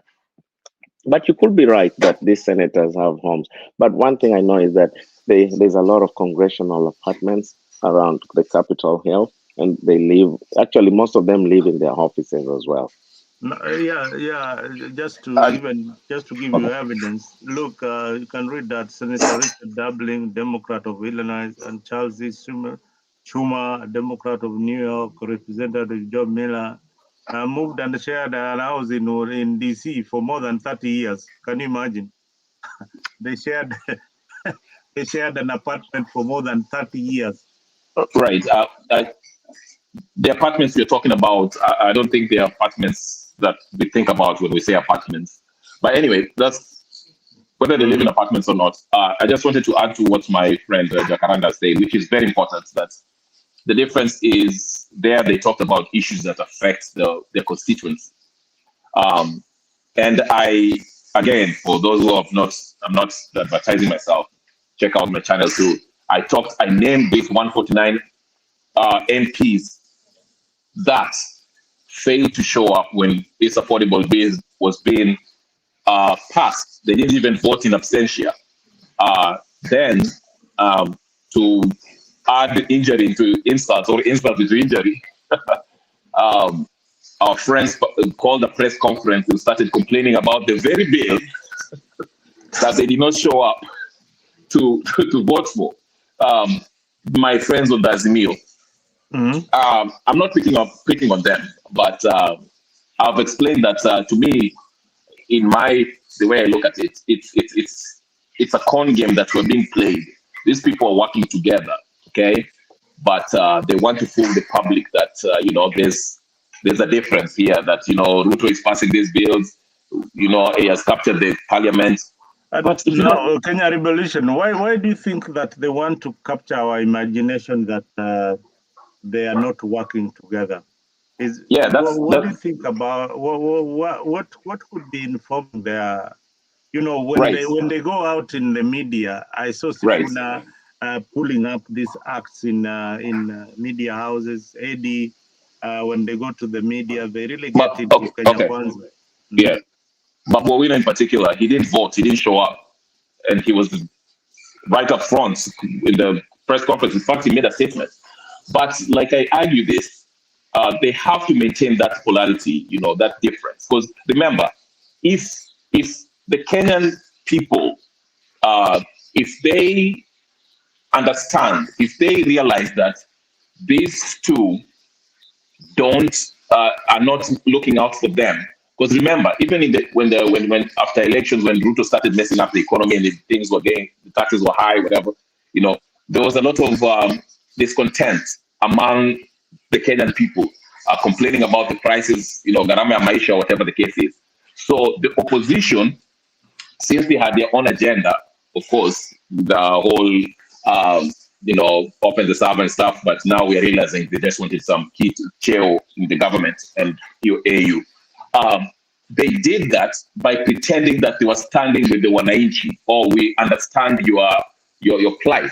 Okay, it's done because if we realize that they're all playing us, we can easily take them out, because the outrage will be so much. We'll be like, you know what? All of these politicians are not for us. So how about we start our own movement to replace these politicians that are in power? But if we are still fooled by this Azimio and Kenya Kwanza arrangement, some of us still believe, oh, you know what? Azimio are actually looking out for us. It's the Kenya Kwanza who are messing up the government. But if you look at it critically, all of them. That's what I'm saying, to answer your question, their reason to keep us apart is because once they realize that, once we Kenyan people, we realize that it is these politicians who look after their own interests, okay? We shall start our own, we shall rebel against them and vote them out and start our own movement. And that's their fear. That's why they have to maintain this, it's the Kenya Kwanza guys, and these guys are saying, it's things. Mpaka waeke hiyo division to keep us divided. Wow, yeah, the Kenyan leadership or the politicians, they want to divide us each and every time so that we don't think on the same direction. They don't want to unite us on any particular issue. Every time I come to this particular show, I must always ask one question. And I need us to be very, very honest. Do we really need to give the MPs the CDF money that they get each and every time? Because that is an issue that I want us to dwell on it a bit and see how it is affecting legislation in the House. Do we really need to give our MPs CDF? Geoffrey. Yeah, that's a very good thing to discuss. I think the MP's job is to legislate. I don't know how CDF is part of legislations. Okay, I think the area member of parliament for that area can be a committee member, right, to ensure that that the public funds are properly, or maybe put a representative in that committee to ensure that there's oversight and that money really goes back and help the common person. Okay, but I don't think the MP who is in Nairobi cannot be in the village at the same time to know how public funds are being spent. It is the work of the executive to ensure that anything to do with allocations helps the common man. It is not the work of the executive to use some kind of funding opportunities to bring MPs closer to them. I think this CDF is a way of frustrating, of giving MPs cash and frustrating them when they're not working with the government. And then when they're working with the government, they get that funding and then they vote in a way that supports the executive. I'll give you an example. There was recently MPs that worked with Ruto were the first ones to get CDF funding. Now, is it CDF now? Then it's actually a whole different thing going on, right? And because if it was CDF for everybody, it's supposed to be disbursed centrally, and it goes to all the citizens all at the same time. So CDF has not helped anyone at all. CDF is a political tool. It was well intended, but has a political influence in it that really is going to continue making Kenya spend money on things that we don't see. If you look at the amount the CDF funds have been disbursed so far since inception, okay? And then you look at the amount of projects that they have done, is completely not directly not directly proportional to the amount of money that has been disbursed. So that's what I keep saying, that the CDF is actually a tool that is being used for political purposes. If it was a tool that is really supposed to intend the work of people, then they have to have a CDF being run by pretty much the local council, okay? Okay, because those are the councilmen are the ones who really work directly with the local activities, or it is or the county government. Okay, the county government is now the first stop of devolution that works directly with the people. They can increase the funding to the county government, so the county government can do what those CDF things are intended to do. But it has to be done in a way that there is oversight. There is no enforcement in Kenya. There is no oversight in Kenya.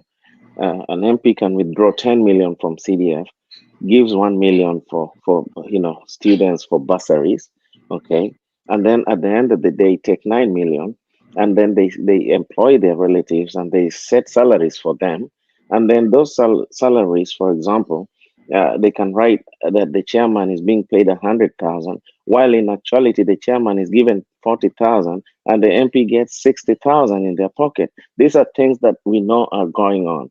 So there is no positive influence of the CDF in the lives of people. In my village in Asumbi, we harvest water, we use water. Where is the CDF helping? No. There are orphans around. I pay school fees for almost 5 orphans. And I asked, where is the bursary? They say you must know someone. But even if you know someone, you don't get that money. That money is just for show that we'll give you, and then kids are being kicked out. So at the end of the day, what about the MP? The MP, I met the MP in Yaya Center doing shopping. Okay, the MP's salary compared to mine is actually very minute, right? But the MP is there in Yaya, in one of the most expensive hotel, showrooms in Yaya, buying very expensive things.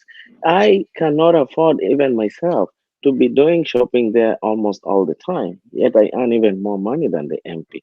So there is a place that there is an avenue where they're getting extra bucks, and it is through this CDF that these people are actually extolling money from the public. The CDF needs to be completely disbanded. Money to the counties can be increased, and the governors can be put to task to tell people how are they really spending the public funds. Okay. Somebody, Rames Yegon says Kenyan police just sit and drink. It is better for them to go and to Haiti and be slaughtered. Be kind, be kind, Yegon. Be kind, Yegon. Maris, tell Leo to come back. Leo is back. I hope he will debate on the issues that you want him to debate on. Kenya, the key point is that elected leaders steal a lot of taxpayers' money to afford extravagant lives. Who else? Eli had featured you sometimes back. We need you here for the debate. This is a very, very informed debate. And viewers, if you are out there, you are watching AfriqTv, please do subscribe to our channel and share it among your friends so that next time you get a notification from Afriq whenever we start this debate. Now, let me bring in Stella. Stella,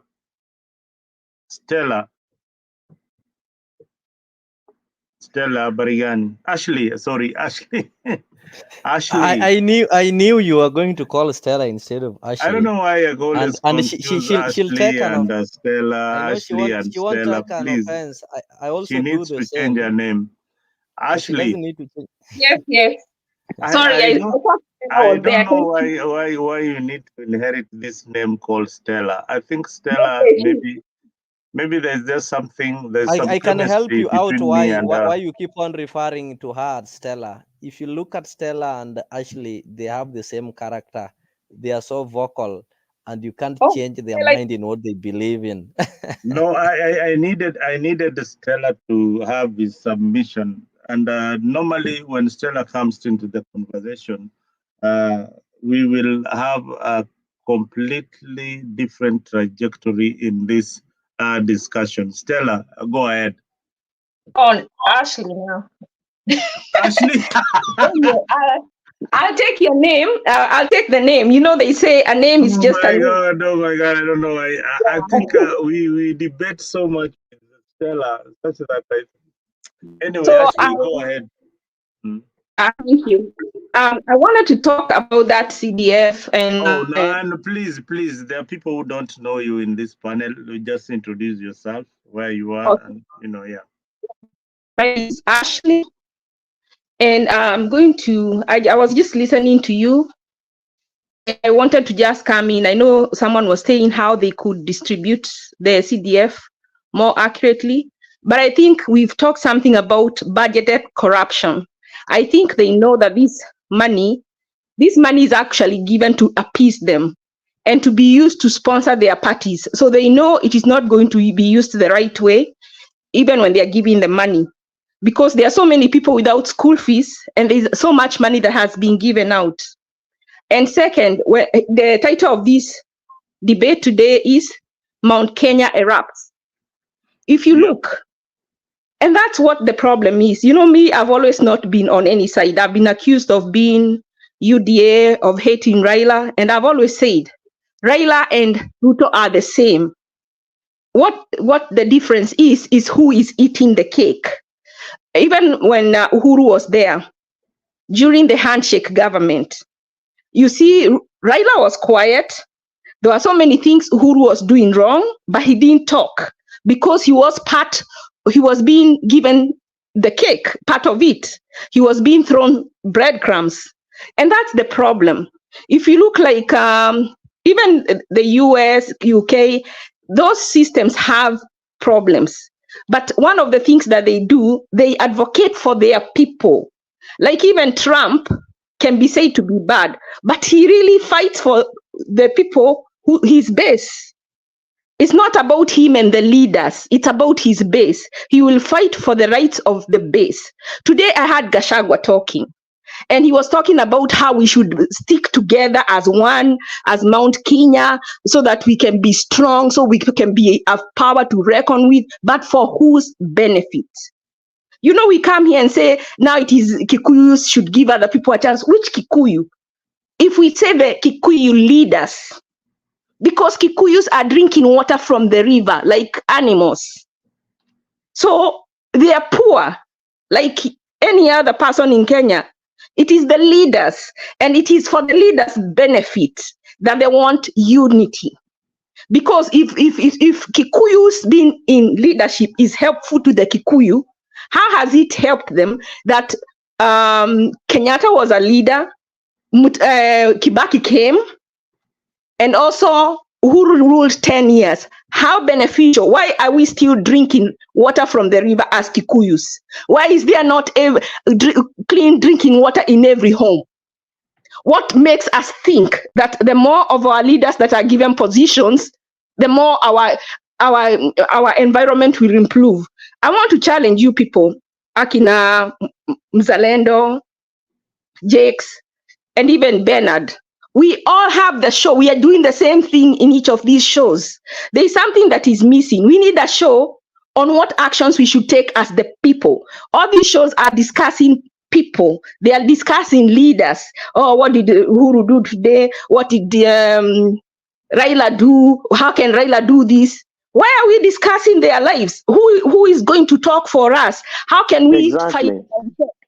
Exactly. That was my argument, and I think I brought it up, and I said, even the Kikuyu thing. I said Kenyatta ruled 14 years, Kibaki 10, and Ruto 10.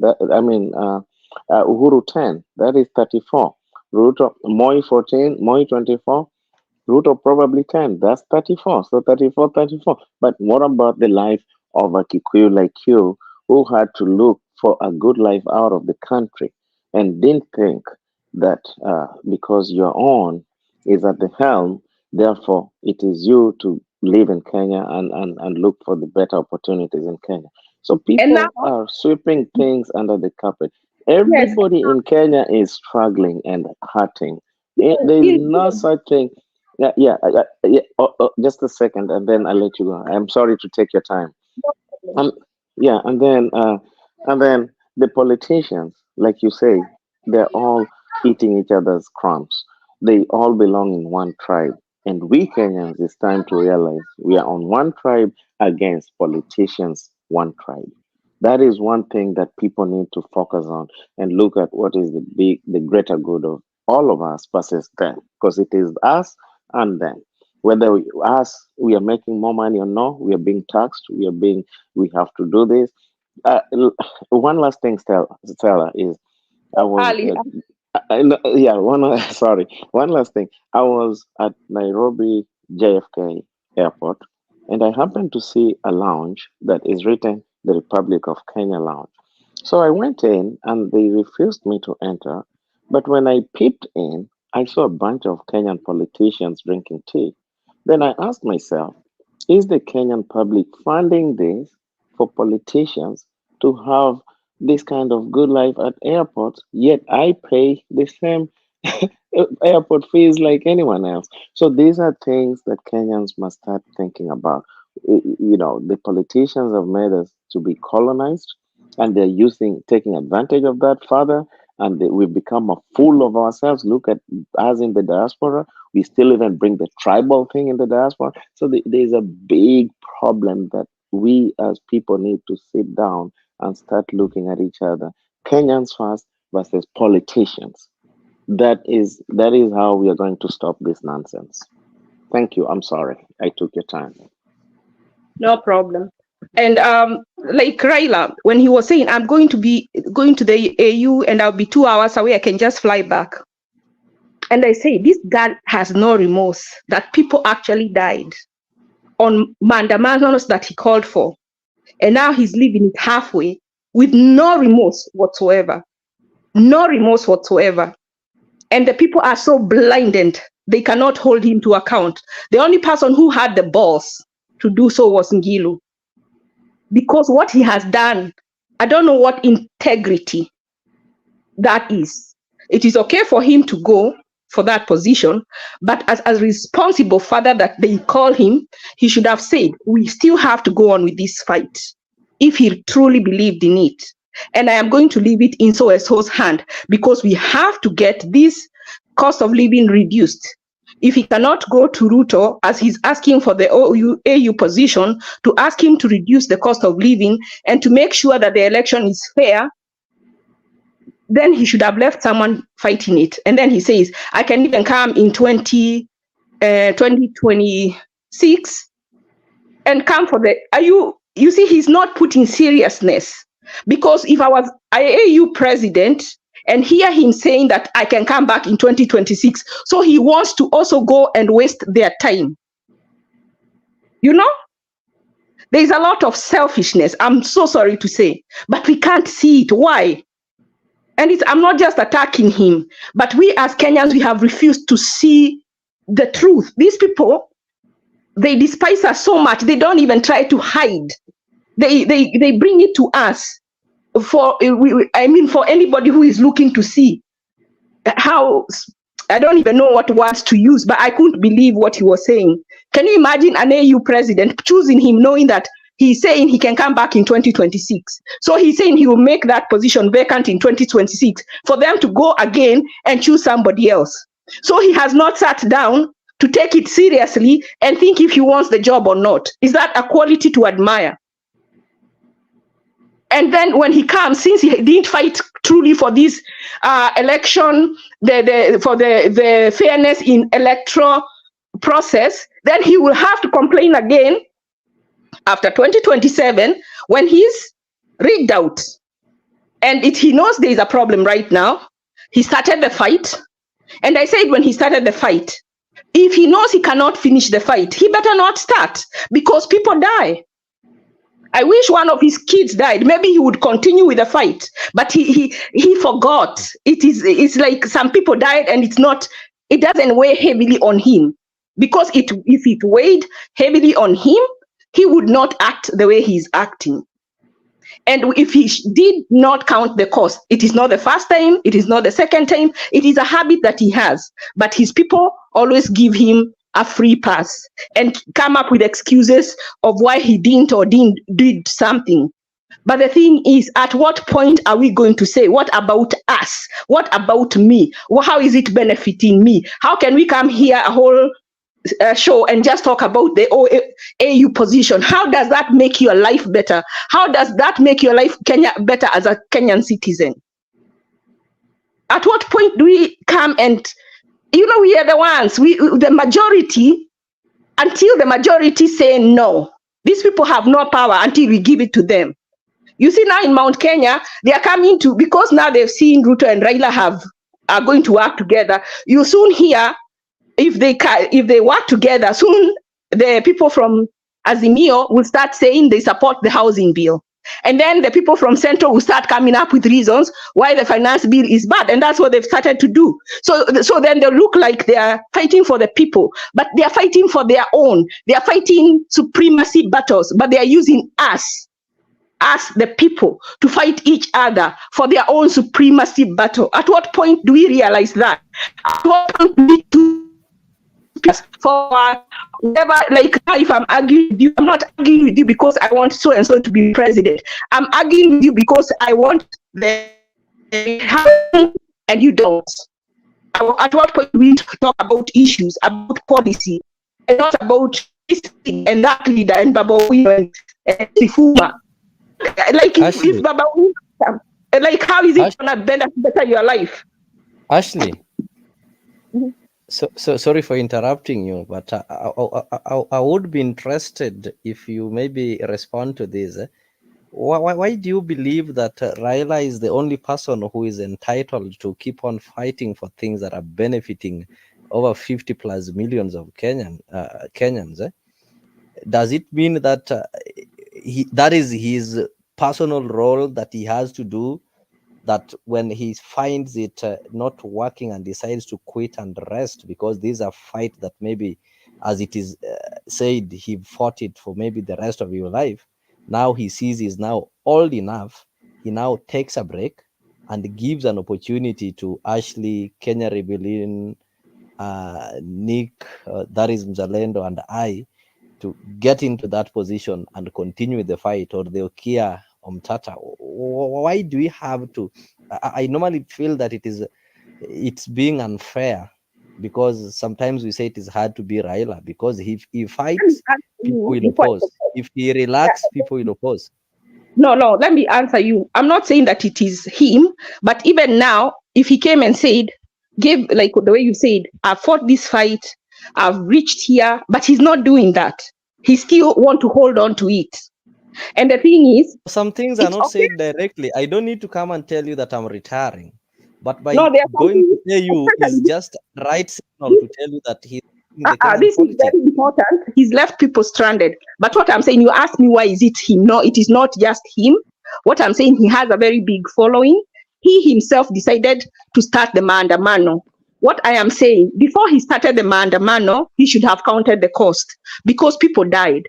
If, of course, they knew people are going to die. Every time there is maandamano, something happens. So count the cost. Is it worth it or not? If it's not worth it, just don't start it. Or look for a more peaceful way of doing it than making people die for something that you're going to stop in the middle. And it is something he has done more than once. It wasn't the first time, because anybody can make a mistake. It is something he repeatedly does until he gets a deal.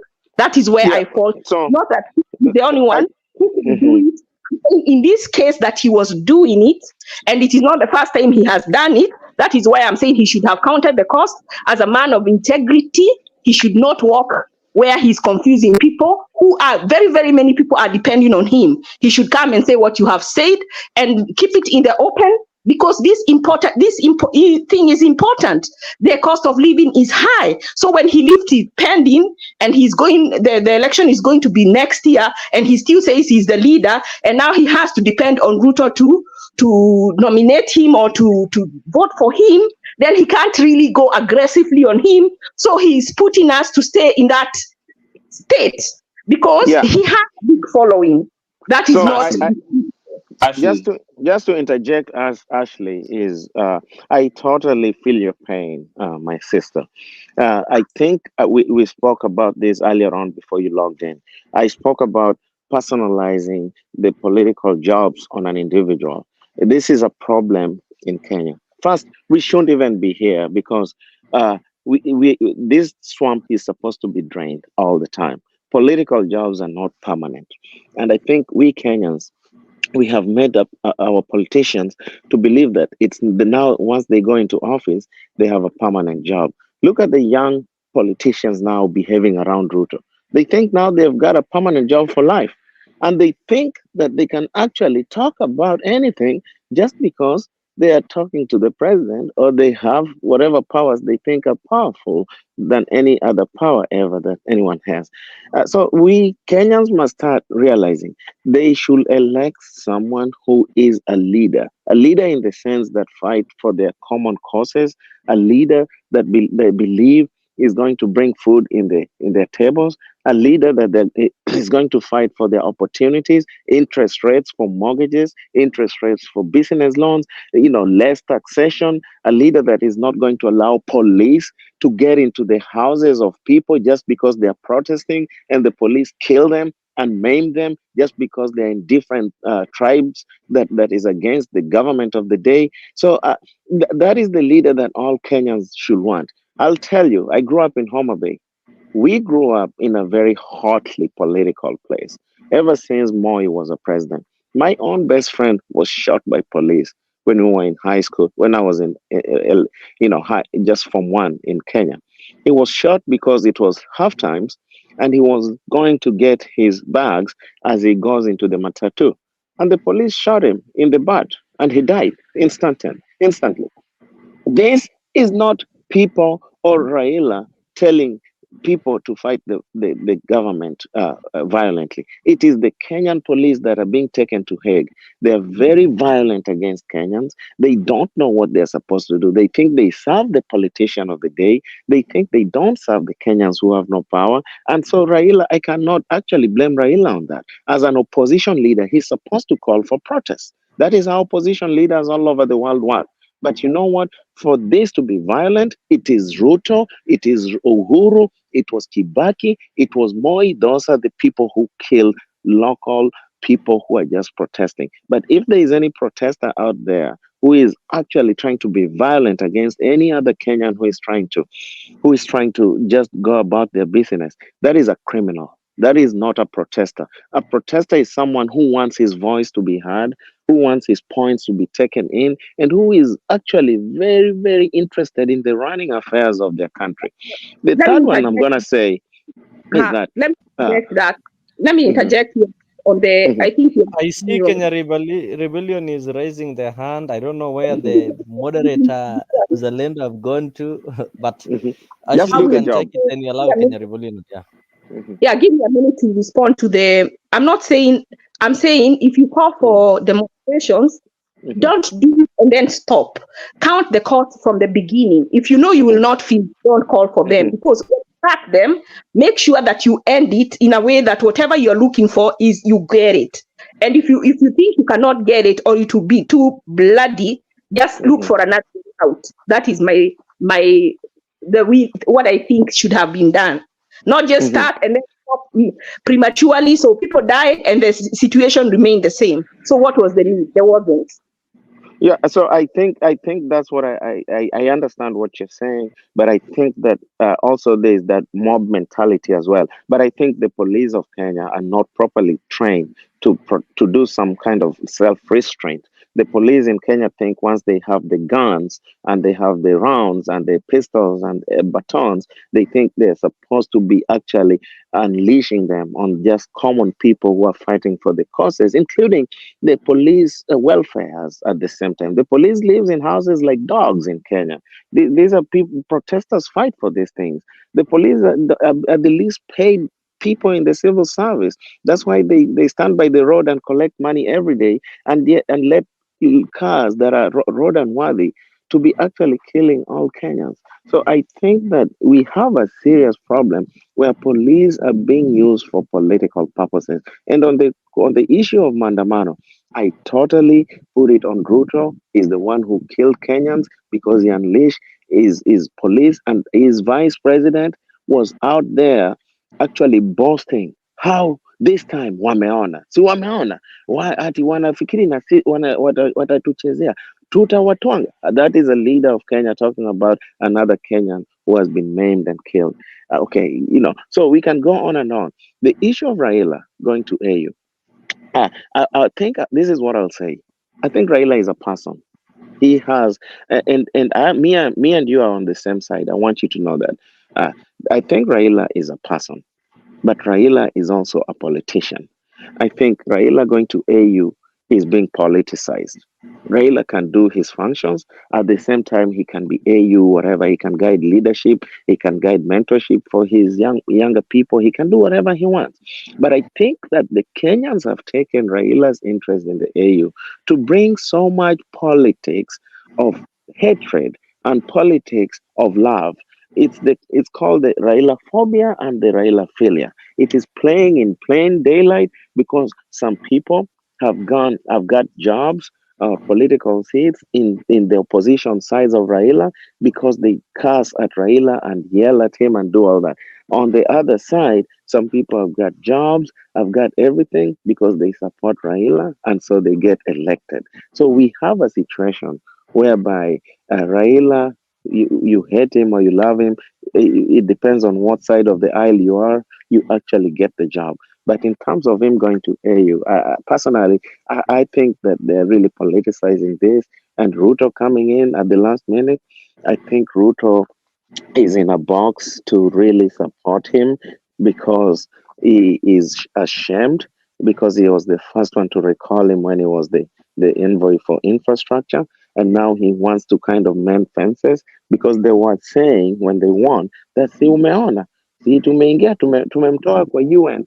So now is the same person saying, hey, kila mtu atapata mahali pa mapato kidogo kidogo. So he's playing politics at the same time over people who died, again, what you are talking about. So let us be careful on how you weigh and how we look at these things, because at the end of the day, you mean well, I mean well, everyone here on this panel mean well, and they really talk great, but at what expense? Is at our expense. The politician is probably not listening to this because we are talking against what they stand for. Because because at the end of the day, being in the diaspora has one important thing that everybody needs to know, that you are actually a very powerful person in the community. The little opportunity you have, you can touch so many lives.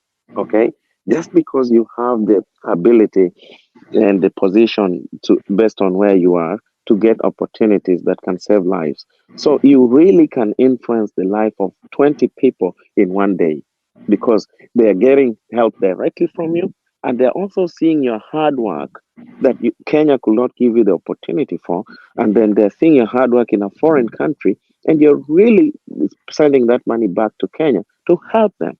So politicians are scared of people in the diaspora because at the end of the day, we don't kiss their ass. Okay, we really believe in what we want. We are the ones who are actually now picking up the issue, the expenses of our loved ones in Kenya, especially medical, especially food, because the government of Kenya has failed. But what did we see? We saw the vice president of Ruto's residence was renovated at a cost of 660 million Kenya shillings. Yet, someone in my village in Asumbi cannot afford to have a grass touched hut. So, these are things that Kenyans must start thinking about. What are the priorities in life? Is it someone who is against Raila because we are against Raila? Or is it someone who loves Raila because we love Raila? But versus, is it someone who is going to help me build my house by providing mortgage loans with very low interest that are subsidized because of my income? Or is it someone who is going to ensure that all public schools are probably free because this issue of people having bursaries is just has failed totally? Because at the end of the day, you cannot rob me and pay my neighbor. Yet at the end of the day, we are all living together. That is the system that they're doing in Kenya, but all for political purposes. So I think every Kenyan must start asking themselves, where are we in terms of tribe? Is tribe positive or negative? Because we cannot get rid of tribe. We have from some tribe, whether you like it or not, but how do we harmonize tribes and ensure that when we are making national decisions, that there is not about a tribe. It's about the union of tribes. It's about the country getting the best at the end. Because at the end of the day, if one side of Kenya is burning and the other is not, then we have failed. I'm sorry I took a longer time to respond, but we have exhaustively talked about exactly what you're talking about, Ashley. And I'm happy that you're really also passionate about these things. Am I audible? Yes. Okay. I just wanted to respond to Leo, but unfortunately he left. The question that he asked, that sometimes it's hard to be Raila. Must it be Raila only who can fight for the Kenyans' aspirations or concerns? And I find that question slightly offensive, because once Raila lost the elections and the Supreme Court, ruled the way they ruled to withhold, uphold Ruto's win. Raila did not come out and say that, you know what, other Kenyans can fight for Garama Maisha. Let them go out there and protest.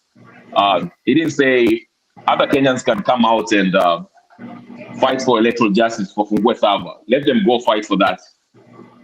He went out there and asked people to join him in the Mandamano for these very reasons, for electoral justice and so forth, so forth. You know, the laundry list that he has.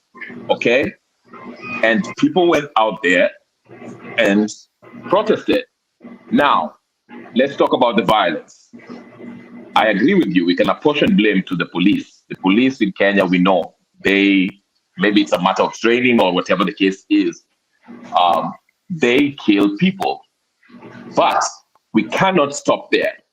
We have to. I know some people might feel that Raila is beyond reproach, but we have to hold him responsible. I'm sorry.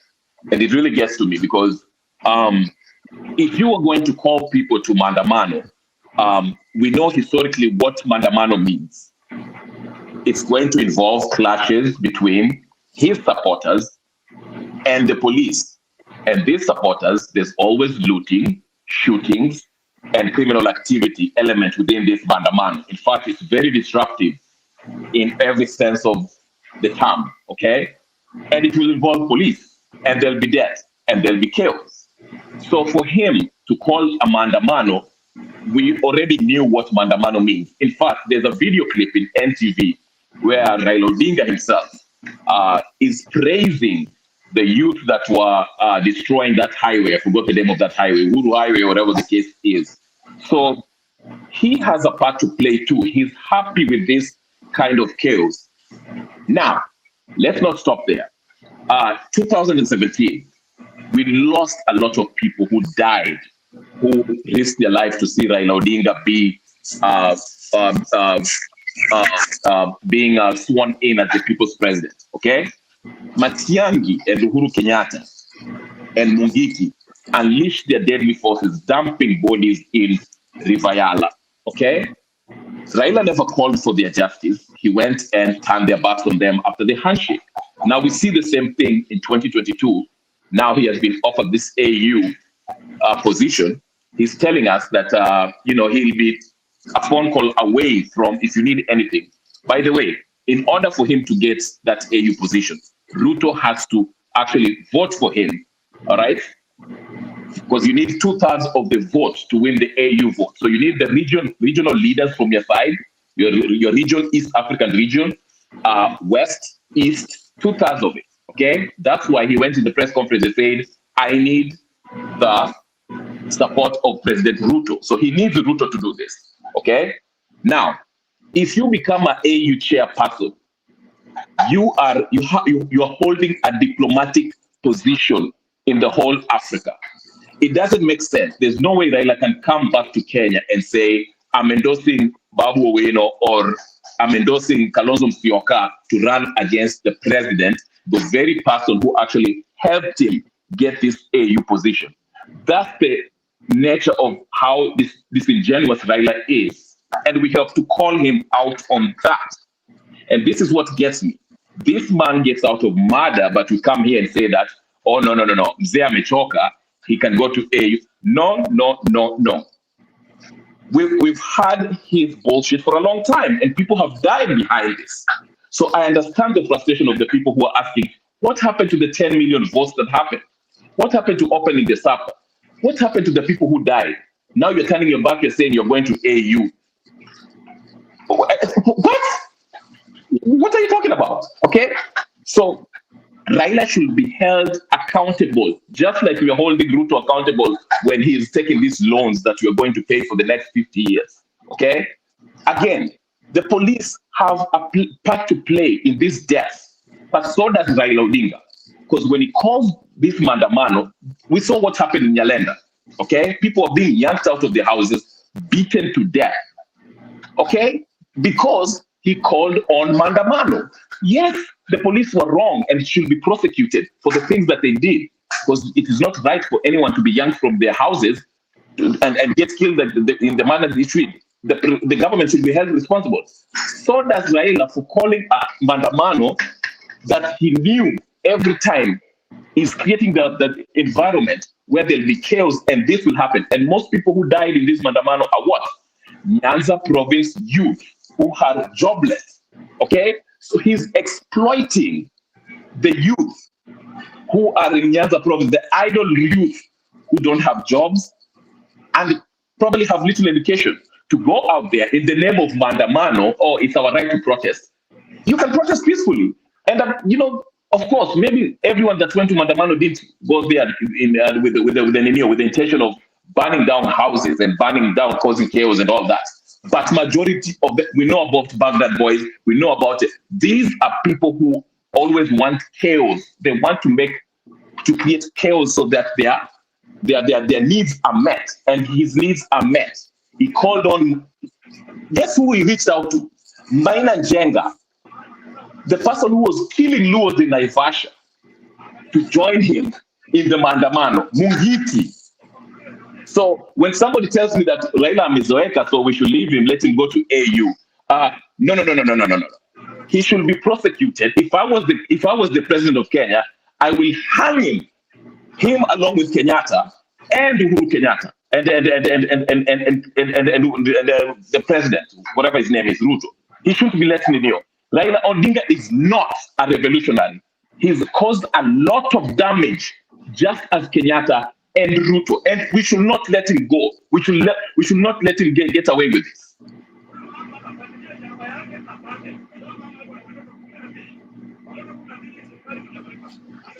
Yeah, I hear your pain, but one thing I can tell you is that for all the great civilizations that you have ever seen in this world, that there was a struggle behind it.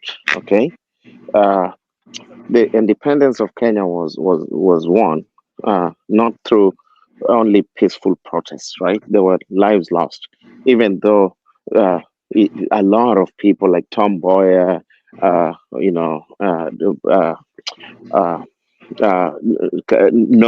Ngala, those people, they try to use the trade union to win the hearts of the oppressors, right? They try to use the normal channel to win, right? But also we have the Mau Mau, who was very violent at the same time because they were also fighting for their land, and not only Mzungu Arudi, but they also fought for their land. So they had to also be very violent because the colonialists were very violent on the Africans as well. So it starts from there. One thing that I tend to disagree is that I don't think that Raila is one man to be put to be responsible for anything in Kenya. Again, this is why we are personalizing political leaders on individuals. I think Raila is a player like anyone else, but I think the leadership, which is both opposition and government, has totally failed Kenya. They have totally failed Kenya because it's about selfish interests. Okay, it's about what they get, or it's about what their kids get. Okay, it's about everything. So I don't think Raila as a person can tell a young man to go and try to fight a police officer who is armed. But I know that the president and his deputy were publicly telling the police to unleash any kind of measures they have against anyone who is protesting. Now you see the difference. That was wrong. Okay, that was wrong. So in this sense, whom do I blame? I actually blame someone who is trying to use the police to bring dictatorship and autocratic and oppressive way of trying to govern people who are just fighting for their rights. And I think that that's the difference between how I look at Raila and his opposition supporters and the president and his deputy on the other hand. They even had MPs who support Ruto, who are actually Ruto is, and Gachagua is saying that this time we are going to deal with him ruthlessly. Now, what is dealing with him? Was it killing those young men in Nyalenda or Sondu or Homa Bay or Mombasa or Machakos? Was that what they mean? We are going to deal with him. If that's the truth, then yeah, they're right. They dealt with him by killing supporters, and they should damn better be proud of that. If that's the kind of people that they are, because I know for a fact that there's something called karma, and it will be paid by their families or their loved ones who once they use all that stolen funds and bring them to the US to study in Harvard or whatever, that's where they go, right? I do believe that their kids will meet karma in those places. And when I hear any kind of evil things happening to their loved ones, I am actually saying, I'm not sad because that is karma. They did that to somebody's kid, and they ought to also feel the same thing. That's what I can say. But in terms of supporting Raila for AU or whatever, I totally think as an individual, he has the right to go anywhere. I think Ruto was appointed the chairman of AU Council the AU chairman. Okay, I think Uhuru was appointed the chairman of East African Community or whatever. We didn't really talk so much about all that. But now we are talking about Raila's AU. So I think we ought to have a difference in how we look at things, you know. The reason why we are talking about Raila's AU ambition, I think it's because for his supporters, they were they're divided from what I hear from. There are people who think, okay, you should go there. Maybe like you might share, associate yourself with that kind of view where they say Raila has been in politics for a long time. There's nothing wrong with him going to the AU. We can take over the fight. And there are those who are saying, no, Raila, you told us to pay a gharama maisha. You're not going to stop this struggle until it's actualized, until we win. Okay, so there are people who think that they are being abandoned. Okay, so and I tend to associate myself with the latter. I think for him, even if he wanted to take the AU position, okay, maybe he would have been like, listen, mimi Babu Owino ashikilie hapa, mi nimesikizana na Ruto, I'm going for this AU position. But there's a point I wanted to make before that. In 2007, when there was this skirmishes, especially in Kisumu, Raila spoke in Luo and said that the government is targeting you guys, so let us not be out there, because the police were going to Nyalenda and Kikodele and all that stuff, and they said you are being targeted, and they used the phrase, this animal is very mad and wants to kill you. Also, let's not provoke it further. Let's not be out there, so it can continue have a reason to kill us. Okay, and I make these points to make the larger points like this. 2022, knowing that every time he calls for mandamano, there'll be such atrocities. Would it be prudent for him to actually go the Okiomtata way, say, listen, okay, we are being targeted when there's mandamano. The police are usually harsh on us, wanaenda Kisumu, Kondele, the hotspots in Kisumu and Kibera, in Nairobi, Don't you find, for the sake of your supporters, don't put them in harm's way. Okay, you can do whatever what Kiamtata did and got his way. But what I'm saying is this: by him calling on the mass action, as he calls it, he understood, and that's why I mentioned that there's a video of him in NTV praising the vijana ambao waliharibu ile that highway.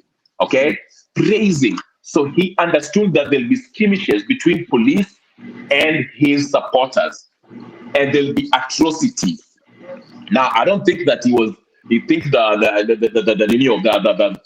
magnitude of the matter was, he kind of thought it would be as big as that, but he knew what was going to happen.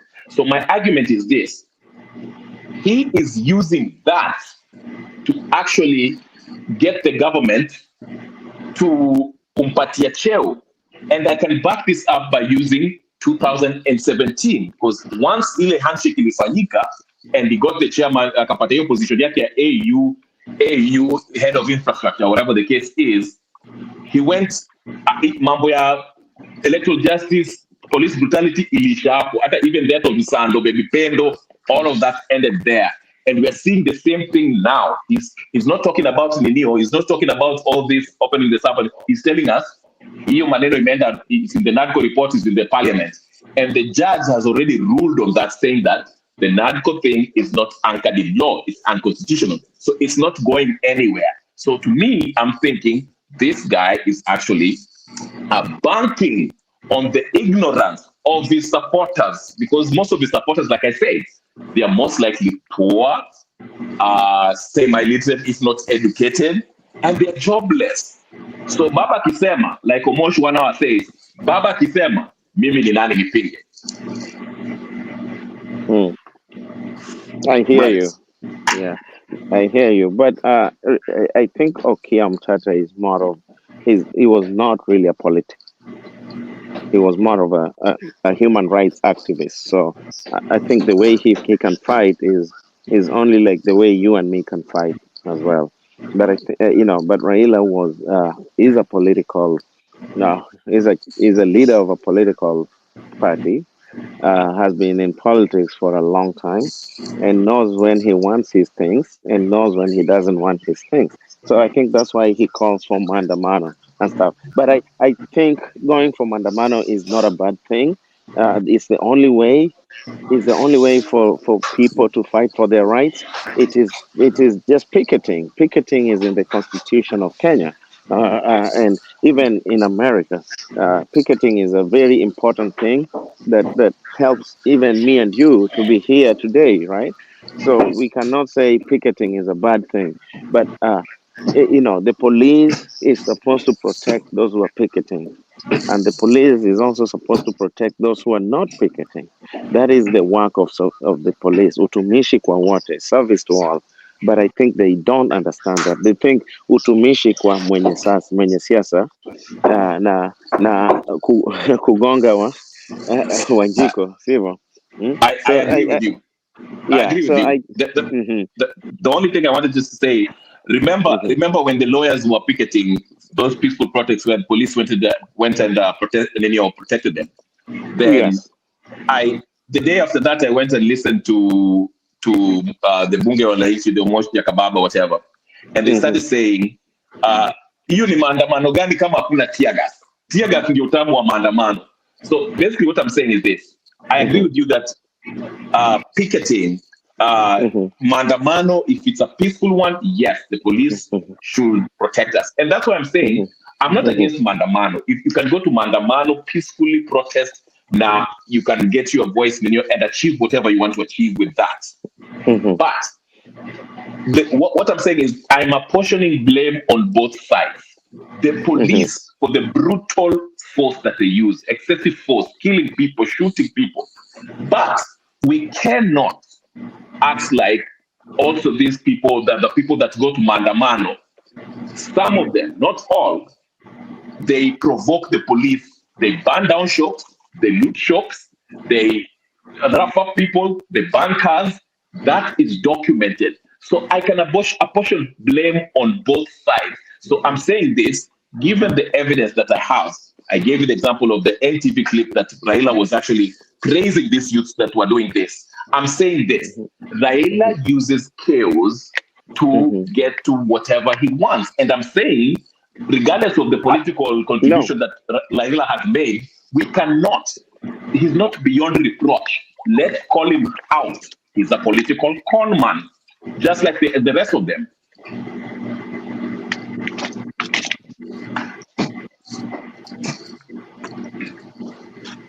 Yes, Zalendo I hear you. Actually is trying to join Zalendo. I don't know what happened to Zalendo. I don't know who has the thing. Yeah. Okay. But yeah, but I just otherwise I think it was a good vibe. And all right. Thank you for. I really enjoy your contribution, Mr. Jacaranda. Okay, I'm looking forward to more engagement too. I like the way you're really bringing in different divergent opinions. All right, you too. I don't know where Zalendo is. Actually, I'm sorry, I can't do anything. Zalendo is you ameenda kulala ama ni nini? But I'll find out.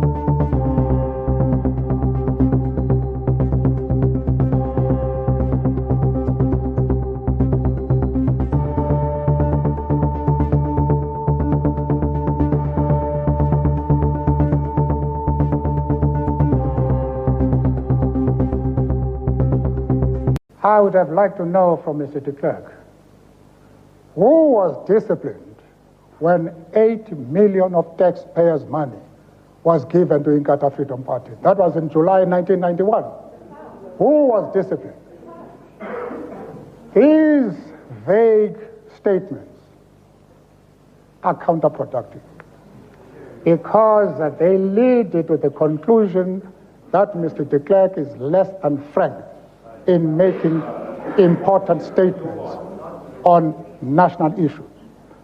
But I want to say that various points of view have been expressed here. I wanted to assure you that on the 27th of April,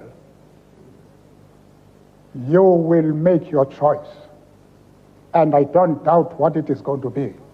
I would have liked to know.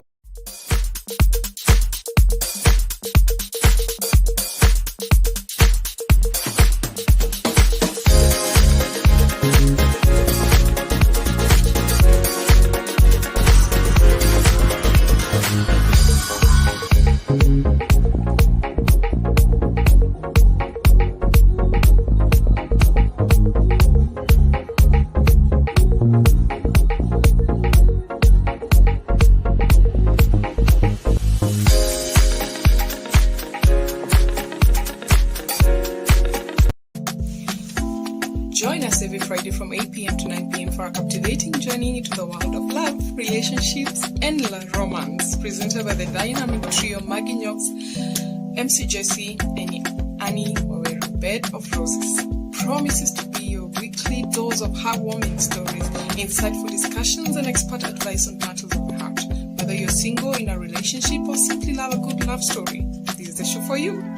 Don't miss out on the chance to unwind and indulge in the joys and challenges of love, all brought to you by our talented hosts. Tune into AfriqTv every Friday from 8 p.m. to 9 p.m. and let us guide you through the enchanting world of Bed of Roses. Subscribe now and mark your calendars. You don't want to miss this. See you there.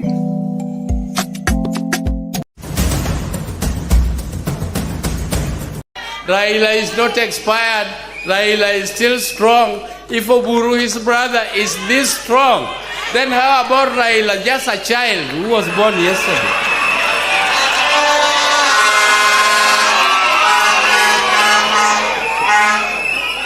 So when you talk of contestations for the leadership of this country, others, people who are with us in leadership, particularly in our own coalition, you should not pressurize Raila to tell you that you are the one who is going to take over. No, just talk to people. Come, even here, if you force Raila to tell our people that they should elect you or they should nominate you to be their presidential candidate, without talking to them, without convincing them, they will not vote for you.